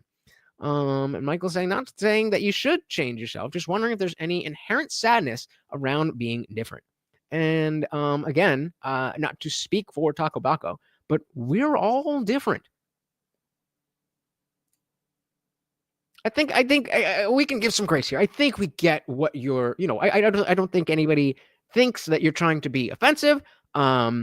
And saying that, but if we could just get to the point of it, I'm very curious. Yeah, Bob, if you're here, Taco, if you're here, if you don't mind sharing, I'm not going to harp on it if you don't want to share. But I do think that similar to race, that it's the people who make it their whole identity that end up being so upset by how things play out.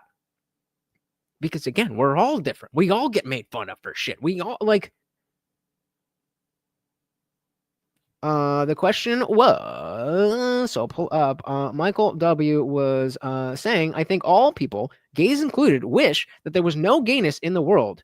They wish they were born normal. They're excluded from society in a lot of ways. Even if there was no persecution or bigotry, it would still be sad because they're abnormal. Let's say that everyone accepted you, family included. Would there be any sadness around being gay? Taco says, more sad about how other people react.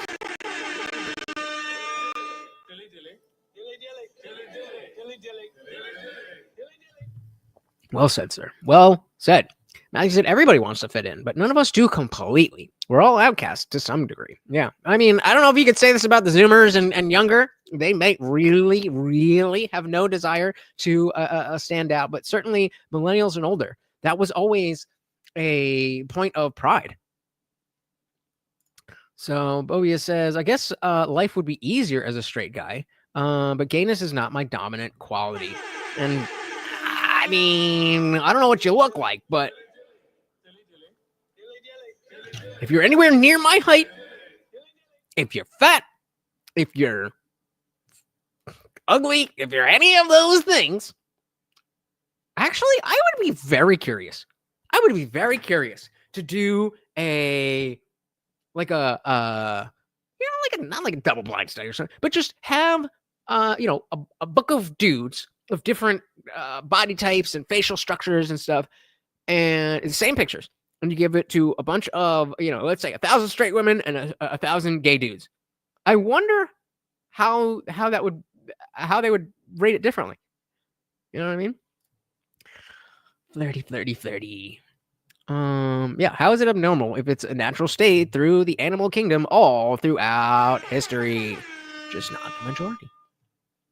I don't think it is. I don't think it is abnormal. I mean, it's abnormal technically in the sense that it's not the majority, but other than that, it's not. I don't see it as anything bad. I just don't. Problem with this is the immigrant crime issue, because to me, like on this one, I get because it's a value play. On the immigrant crime thing, I was like, hey, you don't have to make boogeymen out of them. There are people already. Okay, so we got through this one already. Let's move on. So we saw before when they were talking about Joe Rogan, and they cut the clip right there. So this is where that conversation picks right up. So they were talking about Rogan, and he's like, well, he's no, what did he say? Henry Kissinger or some bullshit. And then they went to an ad, and then they picked right back up here. When I was coming up in the financial space, I had such a fear of asking myself, dude, I don't have a finance degree. I'm sitting in a class with Morgan Stanley, Dean Witter, guy sitting to my left in my class of Morgan's at Mark Hopkins Hotel, San Francisco, because 9/11 happened, so we couldn't go to World Trade Center. They said, the liberals said you have to have the letters after your name. If you didn't read these particular books, then you don't know things. And this at our office in San Francisco. You know what the kid's name was sitting to my left? That was a new advisor with Morgan Stanley, Dean Witter, Ted Williams III. I'm sitting, I'm like, how the F am I going to compete with your market? This guy goes and presents, hi, I'm Ted Williams III with Morgan Stanley, Dean Witter. I'd like to talk to you about your defensive strategy when it comes onto your investments. Do you have 30 to 45 minutes to spend time with me? Of course. Do you have any stories? I'd love to tell you some stories. Hi, I am Patrick Bedavid coming to you from Iran, and I want to tell you how I can give you some offensive strategy on your investment. Who there for you? Did you say Iran? Yes. Hell no, you're not coming to my house, right? So I'm like, how the hell are you going to compete with these guys? This guy, finance degree, and And then I go in and I realize, no. That fooled you. Outwork, out improve, out strategize, outlast, and common sense. Very simple. Maybe the political party, if you set aside the left, right, center, and we gave a score to common sense. I saw a clip by this lady. Rob, if you can prepare this clip. So just really quick, like I understand where you're coming from, Michael, but like you have abnormalities that just aren't politically relevant. So it's not sad that you have this difference or that difference, or you like this meat over that dish. Or there's weird things that you have that just aren't politically relevant. And so if you don't let that become your personality, then there's no reason to feel any, like, it's just who you are. Like the person who, like, I don't know, what's something weird that I do? I don't know. I bite my nails. All right. And yes, it would be way better if I didn't bite my nails all the time. I have these little fucking hangnails and I fucking rip it off in like 3 days. Yeah, that would be amazing. That's abnormal. Most people don't bite their nails. But like, I'm not like, oh my God, I wish life was different because my nails. I'm short as fuck. But that's not like, I'm abnormally short. And and it is way more relevant to dating. Like, if you're just a gay dude, there's plenty of other gay dudes. If you're a straight short dude,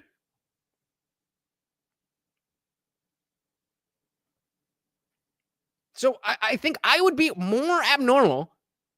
There's probably less straight men that are 5'4" than there are all of the gay people. So by that logic, I should be more sad that I'm short than all of the gay people are sad that they're gay. Does that make sense to you? It doesn't, right? Because this is just another thing. It's a politicized thing. And if you are religious, then there's going to have a religious aspect. But if you're not, then it's just a thing. Some people like pineapple on pizza. It's fucking amazing. But other people are like, oh my God, that's the worst thing. It's not bad, but like, I don't know. Can you like send that to like some females, please? Like, Jesus Christ. Quantex said, knowing someone is gay is as important again, knowing someone is gay is as important as knowing if someone is circumcised. Its political relevance should be on the same level on both sides. That's what I'm saying, Michael. Like, I get where you're coming from, and I get how you see this thing as so foreign to your experience. And so I'm not blaming you for asking the questions, and I hope that the gays watching are able to see that this is genuine curiosity. At least I believe it to be so. But at the end of the day, that's what we're talking about. Like, it just doesn't matter to the people. Like, in the same way with the atheism, like, that is such a small part of my life that as for a Christian, like, that's probably all you see. Not you guys specifically, but the general Christian. You just see, oh, there's an atheist. The same way you see, oh, there's a gay. But like, that's your limited perspective. And like, you're allowed to have that limited perspective, but understand that that's your limitation. Yeah, left-handed people are abnormal. Well, technically, in my family, we're a family of 5, we're family of 5, and 2 of both my brother and sister are left-handed. Just a little tidbit there. So no, it said race is only important for jokes. That's its only use. You goddamn right. Bobby said, I would prefer to have progeny, but I think I'd be a shitty dad. Fair enough. I mean, yeah, I don't know. ML69 said, most people have issues with people who make their sexual identity their whole personality. Same thing with being neurodivergent. Oh my God. There's a whole TikTok page that I follow. There's this guy who just people do these little skits and be like, yeah, it's two friends talking, and be like, oh my God, that's just like my autism. You'd be like, what did you just say? Like, that's, that's like a real, it's like a real thing. And like you go to a doctor, it's not just like, oh, a queer, like it's, I mean, I'm not doing it justice, but it is funny. Like, so that's all I was getting at with my original point. I wonder how many people would change that about themselves. I certainly would like to change many things to Jay's point. Yeah. I'm just queerbait. I was just born this way. Taco Baco said, fuck, we disagree on a lot, but then you say shit like that. Sometimes you're pretty cool. Not all the time. But sometimes. Bobby said, you are short, but you are a very attractive man. Well, thank you. You have an awesome outgoing personality. It's foolish for height to be a limitation for people. And yeah, I mean, like before COVID, I didn't have an issue because of my personality. Like most girls don't really need, oh, you need to be 6 foot. And you need to make... Like that's just a fucking online thing. If you go up to a girl and you're at least around the same height, like if her eyes are right here, and you have a personality, trust me, you could get it. But these dating apps, nobody goes out anymore, myself included, but nobody goes out anymore. It's all dating apps, and I'm just not into it. Oh, let's grab a couple more of these. There's a lot more that I wanted to show you guys, and we are already past the 2.5 hour mark. MLC9 said, I have a family member who being gay wasn't enough for her. Once Caitlyn Jenner came out, she decided she was trans too. No indications from childhood at all. It's almost like it's a social contagion, and this ideology does not belong in front of children. Crazy, right? Yeah. If that's the person that you told me about, then I'm glad things so far have worked out. Matthew said, just be a decent human. And I don't care where you want to stick your pecker as long as it's a consenting adult. Bingo. Very, very important caveat there. But yeah. Yeah. We're all sinners, right? We're all sinners. All right. So this is gonna be the last one unless you guys would like to keep the party raging. You know how to do it. Score to common sense. I saw a clip by this lady, Robin. Hey, look who we got. Our boy Kelly Green in the building. Welcome to the party. Good to see you, brother. Am I going to see you in the after party tonight? Or are you going to be a bitch? Just kidding. Welcome. You can prepare this clip. She's a political analyst.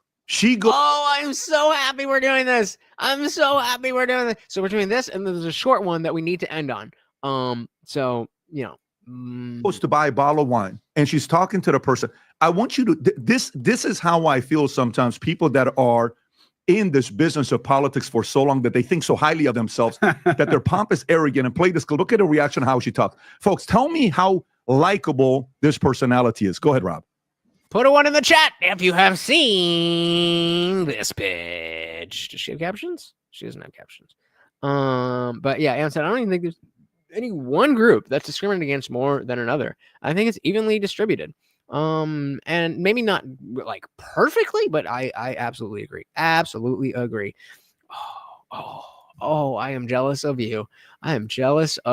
Folks, tell me how likable you said you did see it. Okay. This personality is. Go ahead, Rob.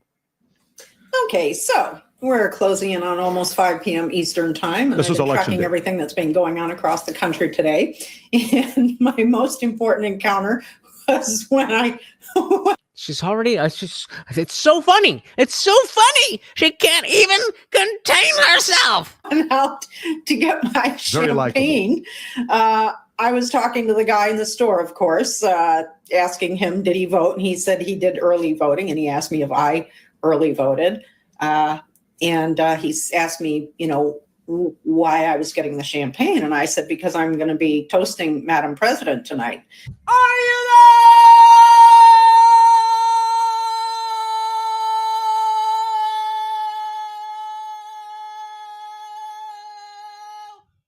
Oof. And he just looked at me with kind of like a smirk on his face. And I said, she's going to win this, right? And he says, oh, well, it's very, very close. And I said, is it though? No, it's not. You goddamn, well, you got one thing right. He says, well, what do you mean? I said, no, it's not. The women of America are making their voices heard.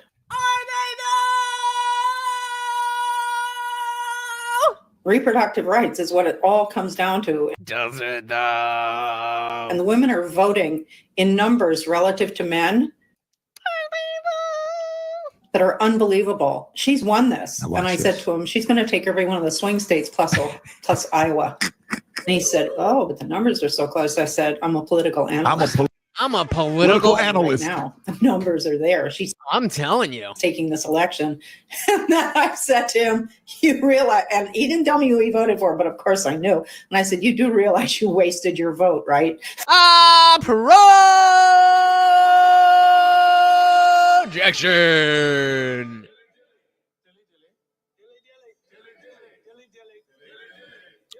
Oof. Yeah, big oof. Big oof. Yep, shout out Kelly Green. Overall discrimination, except for the Trump supporters being rescued by FEMA. Put one in the chat if you don't know what I mean, but you should know what I mean because FEMA is bullshit. And they specifically said for, I believe it was Helene and Milton, if not just Helene, FEMA was told in writing, skip the Trumpers. Let them die. If they die, they die. And said, I mean, the marginalized. But I would actually say MAGA is the only group that's been called garbage by a president, demonized in speeches, and politically persecuted. Maybe in the last 20 years, I mean, atheists get it pretty bad, but not that y'all would know anything about that. But,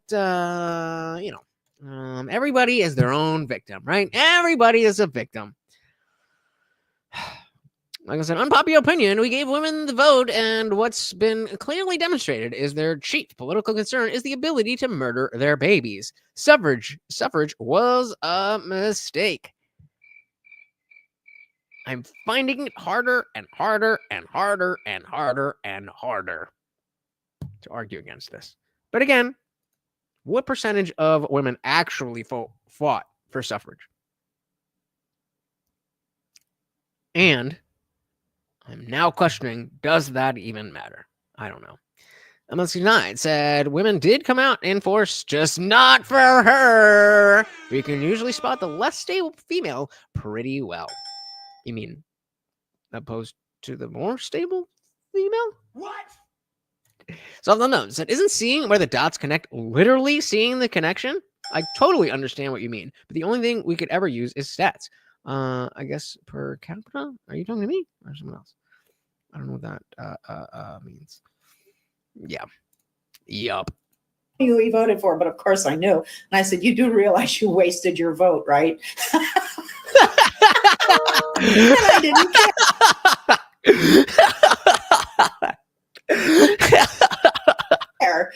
I walked out with my bottle of champagne and happily walked home. You can never go back to that. You had a walking distance liquor store and you ruined it. You ruined it because you had to be a snarky bitch. You had to be an uppity bitch. You ruined it. You ruined it. So there's going to be a thing where there's such an entitled class that the scope of observation is much higher as well. Yep. And said, actually, there's more based women than woke. Yep. Republican women were the suffragettes. Indeed. I walked out with my bottle of champagne and happily walked home. Bye-bye. Bye-bye. I can never come back here because I am so embarrassed. By the way, how is she doing now? Well, I would love to see her go back to that same liquor to buy that champagne. She's probably been buying a lot of liquor. By the way, it's not champagne. It's much harder stuff than that. It's probably absent. But going back to it, see, to me, that lady is so indoctrinated. She probably went to the right school. She probably did everything the right way. She is so, brainwashed into her thinking. Then you got a guy like this, okay, a Joe Rogan, where, some people say, well, listen, like, even you were complimentary of us earlier, like, political analysts, all this stuff. I think Charlie, for sure. I'm just a regular business guy. No, you're a big deal. You know that. But in the business. My office. Smells of rich mahogany. The space. I have my own opinions and my thoughts on how I'm processing issues. And you see this guy brings Trump in. 40 million views. The next day, J.D. Vance. 15 million views. The next day, which was my favorite of all the podcasts. John Fetterman. And it didn't perform that well. But that was my favorite, Fetterman. Yeah, but actually, I'm going to do another poll here. Because I really, if I was going to do a show yesterday or Monday, I was really going to do JD Vance on Rogan. Because I listened to that, and I think it's a really, really good way to just kind of, again, just get an idea of who the fuck this guy is. And, you know, we've seen him on like Theo and all that stuff, but I haven't been able to cover anything big that he's done, big meaning, you know, long form, because of copyright stuff. So I still want to do that, even though it was recorded before the election. I think that's a good look into you know, just what's good. So which would you prefer, or which JRE? No promises. I don't know what's gonna happen in the next 2 days, so JD Vance or Fetterman. But there's a reason that Trump does 40, Vance does 15, and Fetterman does 5. And it also shows that the draw isn't Joe. But no, but that the draw isn't Joe. Nobody, like, are you, Chris Cuomo, are you under the impression that, oh, well, we missed our goal, so no push-ups tonight. Sorry, guys. I don't get why he's so, just, what's the, yeah, right. What's the obligation to just jump on any opportunity to throw a dig at Joe Rogan? Well, clearly Rogan is not the like, yeah, we know that, dude. We know who Joe Rogan is. He's been doing the show for the last 15 years. It's obviously about the guest. That's what a podcast is. And Fetterman does 5. And it also shows that the draw isn't Joe. But no, but that's not. So it's Fetterman. Look, I'm not insulting him. And then I'm after saying he's got a Fetterman, great. You are insulting him. Musk comes in, but I think the numbers went back up. Hear me out though. You know when in baseball we watched Moneyball the other day for the 50th time. You know why I freaking love that movie? Jonah Hill. I love. By the way, he's the only speaker, Billy Bean, that I paid 3 times to come and speak at our events. And you know, he's the only guy that told me, "I'll come, Pat. Just please don't turn on the camera." He doesn't like the camera. Wow. And we never record. But he's ridiculous when he bring him to the event. I freaking love Billy Bean. Wow, right? I've never met him. And here's why I love Billy Bean. And I'm going to get to my point. Billy Bean comes in and goes to Jonah, and he's in that room with Cleveland Indians.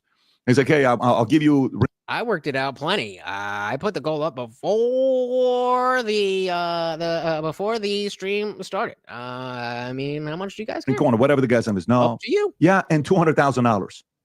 What do you think? And then the guy he looks at Jonah. Jonah's like, he said, "No, we're not going to do it." And he's like, Brad Pritt's looking at the guy and said, what just happened right now? Okay, forget it. Just no money. Just give me the players. He's like, who the hell is that guy? Then he goes to that guy. And he goes to his desk. He says, "Hey, what just happened in there? Who are you? What's your background? Who's your father? Who's your uncle? Who played in the major leagues?" He says, "Nothing." "What'd you do?" "Do you like the game?" "No, I'm not a baseball guy." What the F just happened? That day, Chris, is when baseball realized the most important stat in baseball isn't home run, not doubles, not RBIs, not stolen bases, not ERA. The most important data in baseball is on-base percentage. Do you know what's happened the last 4 years? The most important stat in politics is common sense, baby. And Joe's got a lot of it. I think that's what it is. I'm not disputing that. I'm just saying, to Charlie's point about what the future of. Did he say Joe's got a lot of it? I'm not. Politics is common sense, baby. And Joe's got a lot of it. What? I don't understand the point of that story. I think that's what it is. I'm not disputing that. Yeah. I'm just saying, to Charlie's point about what the future of the process is, I think you're going to see a lot more, what do they call us? Talent. All right. You're going to see a lot more personalities. You're going to see a lot more people with ideas enter that space from other spaces, like Patrick, by the way, who will come in with an acumen and they'll be conducting interviews that will be longer. I don't know about 3 hours, but I mean, they'll be longer. I struggle to get through watching, let alone participating. But I agree with you that it's an absolutely legitimate space. I also believe that Joe Rogan, to his credit, is a one-off. I don't know if a year from now or 2 years from now he'll be as dominant. That's not fair, really. Why? What would change over the next year that's been different after him leaving YouTube and going behind, well, not behind the paywall, but who the fuck uses Spotify that doesn't pay for it? What the fuck are you talking about? So I'm just going to move on to our final clip. And I saw this on TikTok, and this is what made me want to cover this. So let's get it. By the way, Newsweek validates this. I just read this article while you're speaking. Pull this up. Look at this. Donald Trump flips first-time voters. Bingo. Okay, and this was just changed the whole election. Watch this. Go a little lower. This is very important data. Second paragraph. Among the voters asked by NBC, 56% of first-time voters chose the Republican.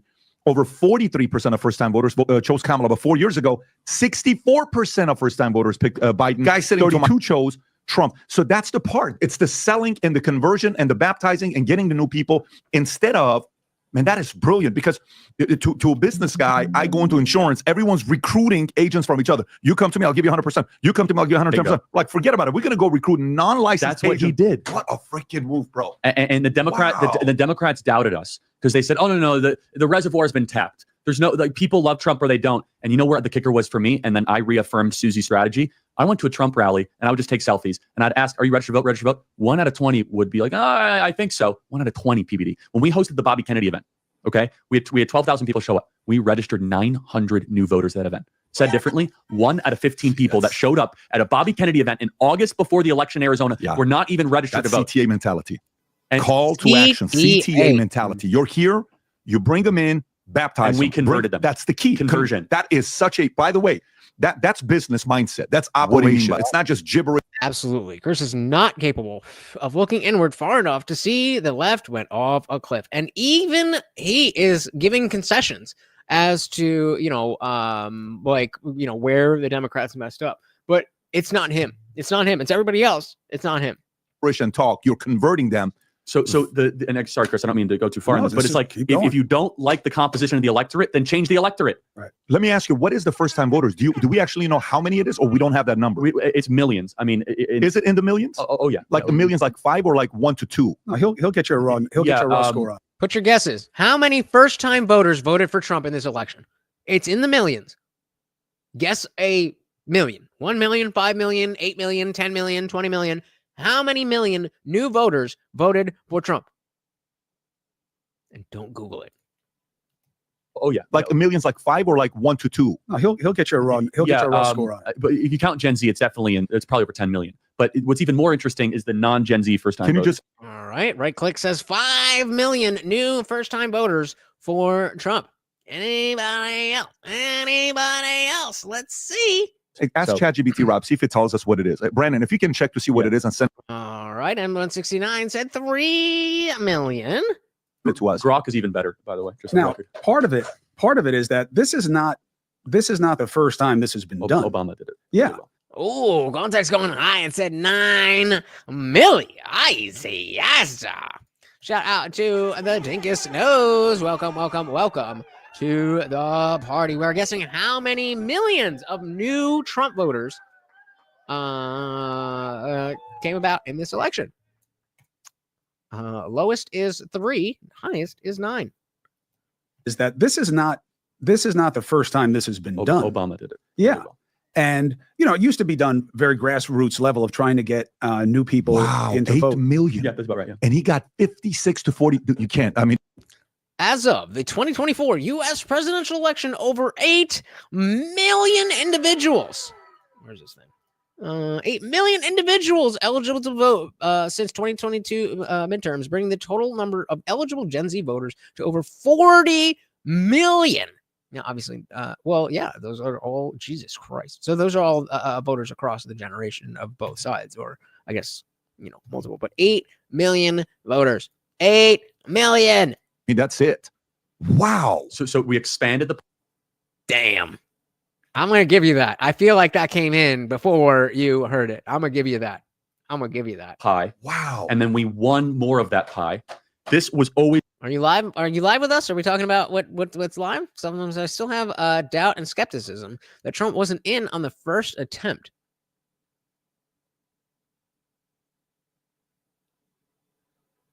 Are you talking about an assassination attempt?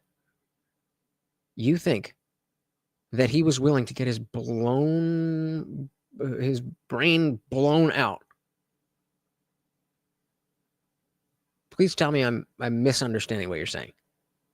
You're not really saying that Trump faked the assassination attempt, right?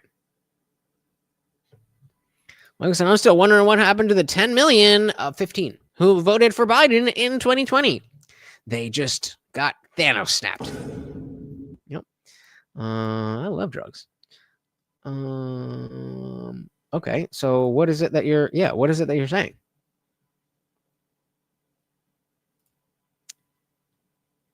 What attempt? What are you talking about? Attempt of what? You're just saying attempt, and then you're saying, okay, I'm adding assertions. Yeah, because you're not giving me the assertions. What is the assertion? Where Democrats benefited. Think about it. Democrats benefit more with younger people and we said, no. We're going to win with first-time voters. Bingo.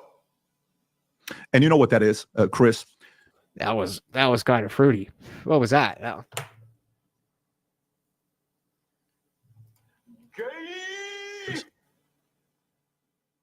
And you know what that is, Chris?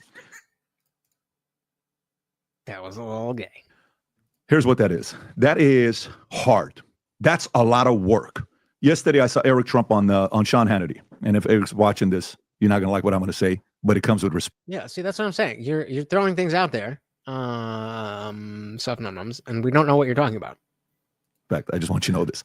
I look at Eric's face, and I look at my dad. I say, you know what that face looks like? He says, what? He had a suit on. He looked freaking money. I said, let me tell you, I know what that face looks like, and no one's going to know except for the people that are in the game. That's the face of a guy that worked 18 hours today. You could just see it on the look. That's the face of a guy that hasn't had a chance to celebrate the victory yet. These guys are freaking workers. The way Eddie Hearn's father, Barry Hearn, I'm fascinated. He said he was live. So I'm live. I'm still random. So he's here. Let's just tell us what the fuck you're talking about. Okay. The assertion was saying Trump was willing to put his life at risk. Can't get into it because of these kind of technical details, so maybe another time. I mean, okay, I'm open to it, but like, you're going to have a very, very, very, very, very hard time convincing me that anyone be like, yeah, shoot my ear off, but don't hit my head. I'm going to turn my head at the exact perfect moment, and I won't die. Trust me, bro. Unfortunately, the after party is for members only, so make sure you sign up. I should have pinned this link, but yeah, right there. Go through it. Context, and I couldn't completely throw out that Trump could be involved, but that's pretty far even for me. I like conspiracies, but not that much. That would be bolder and more evil than I could believe. It's not about it's just that's not a thing. That's not a thing. It's like, okay, I'm gonna plan. Like, this is like the movie, like when we talk about movie stuff and movie plots. So what you needed is for this to happen and that happened and that happened this way and that one happened that way and that one. There's no plan. Yeah. Thing is, I am military. It wasn't a setup. That is too impossible. There's no way to pull it off. That is not a thing that is real. That is not a thing that is real. You don't have that much control over bullets. And I feel like I should be the most ignorant one on guns here. I should be the most ignorant one here on guns. I should be the only one being like, well, maybe he was like, just shoot him in the leg. Stupid. Shoot him in the leg is a ridiculous statement. Shoot him in the corner of the ear, but don't blow his brains out? What? Oh, hell no. With this guy's father, he had 10 rules for life. And he said, it's better to be born lucky than good looking. Tell the truth. It's easier than telling lies. Sheer work ethic can make you look like a genius. What these guys did, the level 9%. 9% of all presidents are shot at. Of work ethic they put, President Trump looks like a... No, they were shooting, both the cameras and the guns were shooting at the same spot. So if somebody shot at me right now, because of the fact that there's a camera on me, then you would see the bullet. That's how physics and light works. It's not just so happen when you're looking at a thing, the things that are in your field of vision are visible. What are you talking about? Genius right now. Susie Wiles looks like a genius right now. But behind closed doors, you can tell their entire team worked their asses off. The reason why I opened it up with that video is because there's no way in the world a person cries like that. My dad told me one of the greatest stories of all time. It gets me emotional every time I tell this story, but I've told this thing a few thousand times. It doesn't do it anymore, but it still makes me think about it. Ready for the story? I'm a young kid. He says, son, I'm going to teach you how to be a man. I'm going to tell you a story. I said, what's that? He says, my dad didn't teach me a lot about math and politics, stuff like that. He's a simple... Okay, okay. I mean, hey, I definitely agree that, yes, there is theoretically a way that they faked the entire thing and Corey Comparte was never killed and all of that. Sure, okay. But Rogan did, and he vouched for it. So again, I mean, I don't know, take that for what you will, but yes, it's when you assert something. Why would I not know what assertions are?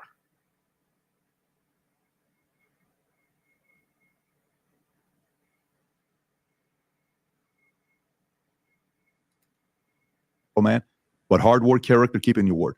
He says, one day father wakes up, wants to teach his son to... Again, like I said, I should be the most ignorant gun person here. Learn about hard work. Kid is 10 years old. He says, son, before the end of the day today, you got to make $5. Dad, I'm only 10 years old. Before the end of the day, you got to make $5. Dad, I'm telling you, before the end of the day, you got to make $5. Dad goes to work. Son goes to mom. Mom, you want me to go in the streets at 10 years old and make $5? Honey, don't worry about it. Here's $5. Just tell your dad you made $5 today. Dad comes home. Hey, son, did you make your $5? Yes, I did, Dad. Give me the $5. Gives the $5. Throws the $5 in the fireplace. Burns.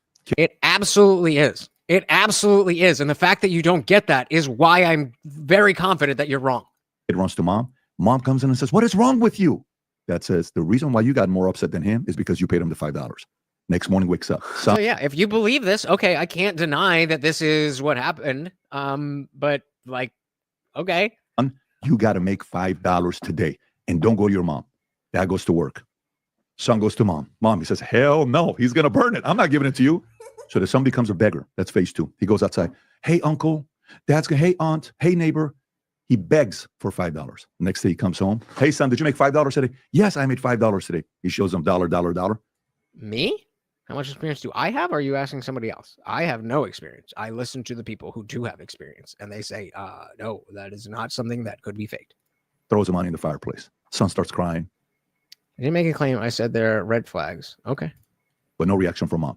Says, I know you didn't give him $5, but I also know you didn't make that $5. Listen to me, kid. Me say, oh, okay. That's emotional to you? I don't think you understand what the word emotions mean. Like, just because I disagree with you doesn't mean I'm upset. Why are you acting like a woman? This is not how you usually are. Somebody's triggered. You're going to make your $5 tomorrow. Next day, that goes to work. I know. I'm saying, but soft numbers like, yeah, that. I'm like, no. Son goes out, knocking on doors. I'm begging you, give me a job. Anything you want, I'll do it. I need to make money. Finally, by the end of the day, one man says, for every sandbag you move from here to here, I'll give you a penny. This 10-year-old kid starts moving. Comes back, 10 o'clock at night, comes home. Dad comes up to the kid. He says, you made your $5 today? He says, no, but I made $1.80. Takes the money, throws it in the fireplace. Kid reaches in the fireplace to take the money out that he earned. Dad hugs him in. He says, son, I know for a fact you... Oh, yeah, wait, that face is... I'm so emotional. Oh, my God. The emotions, they're just pouring out of me. You earned the money today. That's why you're like this emotional, because you earned it and it's painful. You became a man today. The Democrats begged. They didn't work. The Republicans worked their asses. I'm just not going to... You're throwing things that are not reasonable, and I'm saying that they're not reasonable. I'm not getting emotional at all. Like, okay, now you're trolling. That's why it was an emotional victory for them. They busted their tails behind closed doors, and you gotta freaking respect these guys. And I specifically stayed this whole time to show you guys that story, but you were so much more interested in being right about conspiracy. So good job. That was a really cool story, and I had something else to show you, but fuck you then. See you in the after party. Thanks so very, very much. Let's give a big shout out to the donations. Thank you. Thank you. Thank you. Oh my goodness, the blessings, the blessings. Thank you, thank you, thank you so much. Unfortunately, we did not reach our super chat goal, so I will not be doing any physical activity for you, but there's always next time. Thank you so much again, once again, guys. That is Morty, and I have been your host, Lutch, aka the Indian Jesus, here to resurrect the second coming of common sense. Disciples, let's make sure you're in the after party. Do not fucking let me be see an empty room and be like, oh, where is everybody? Go in the after party. I'm taking Morty outside, and if I see you in there, I will be in there. If I don't see anybody in there, I'm going to assume nobody wants to hang out with me, and I'm going to go to bed.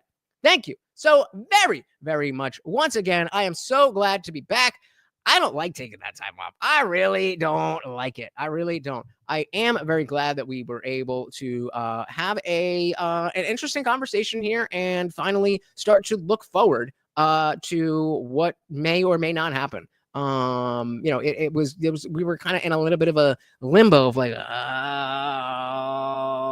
right, what now? We're kind of expecting some riots, or we're kind of expecting some, we got a little bit of a liberal freak out, and we had our fun with that, but nothing too substantial. So, I can't say that I'm super happy about it, but I am definitely happy that people are mostly not freaking the fuck out. Hopefully that continues.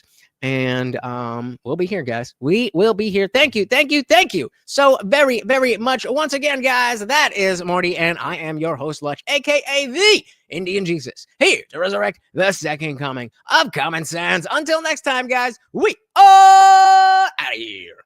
Peace.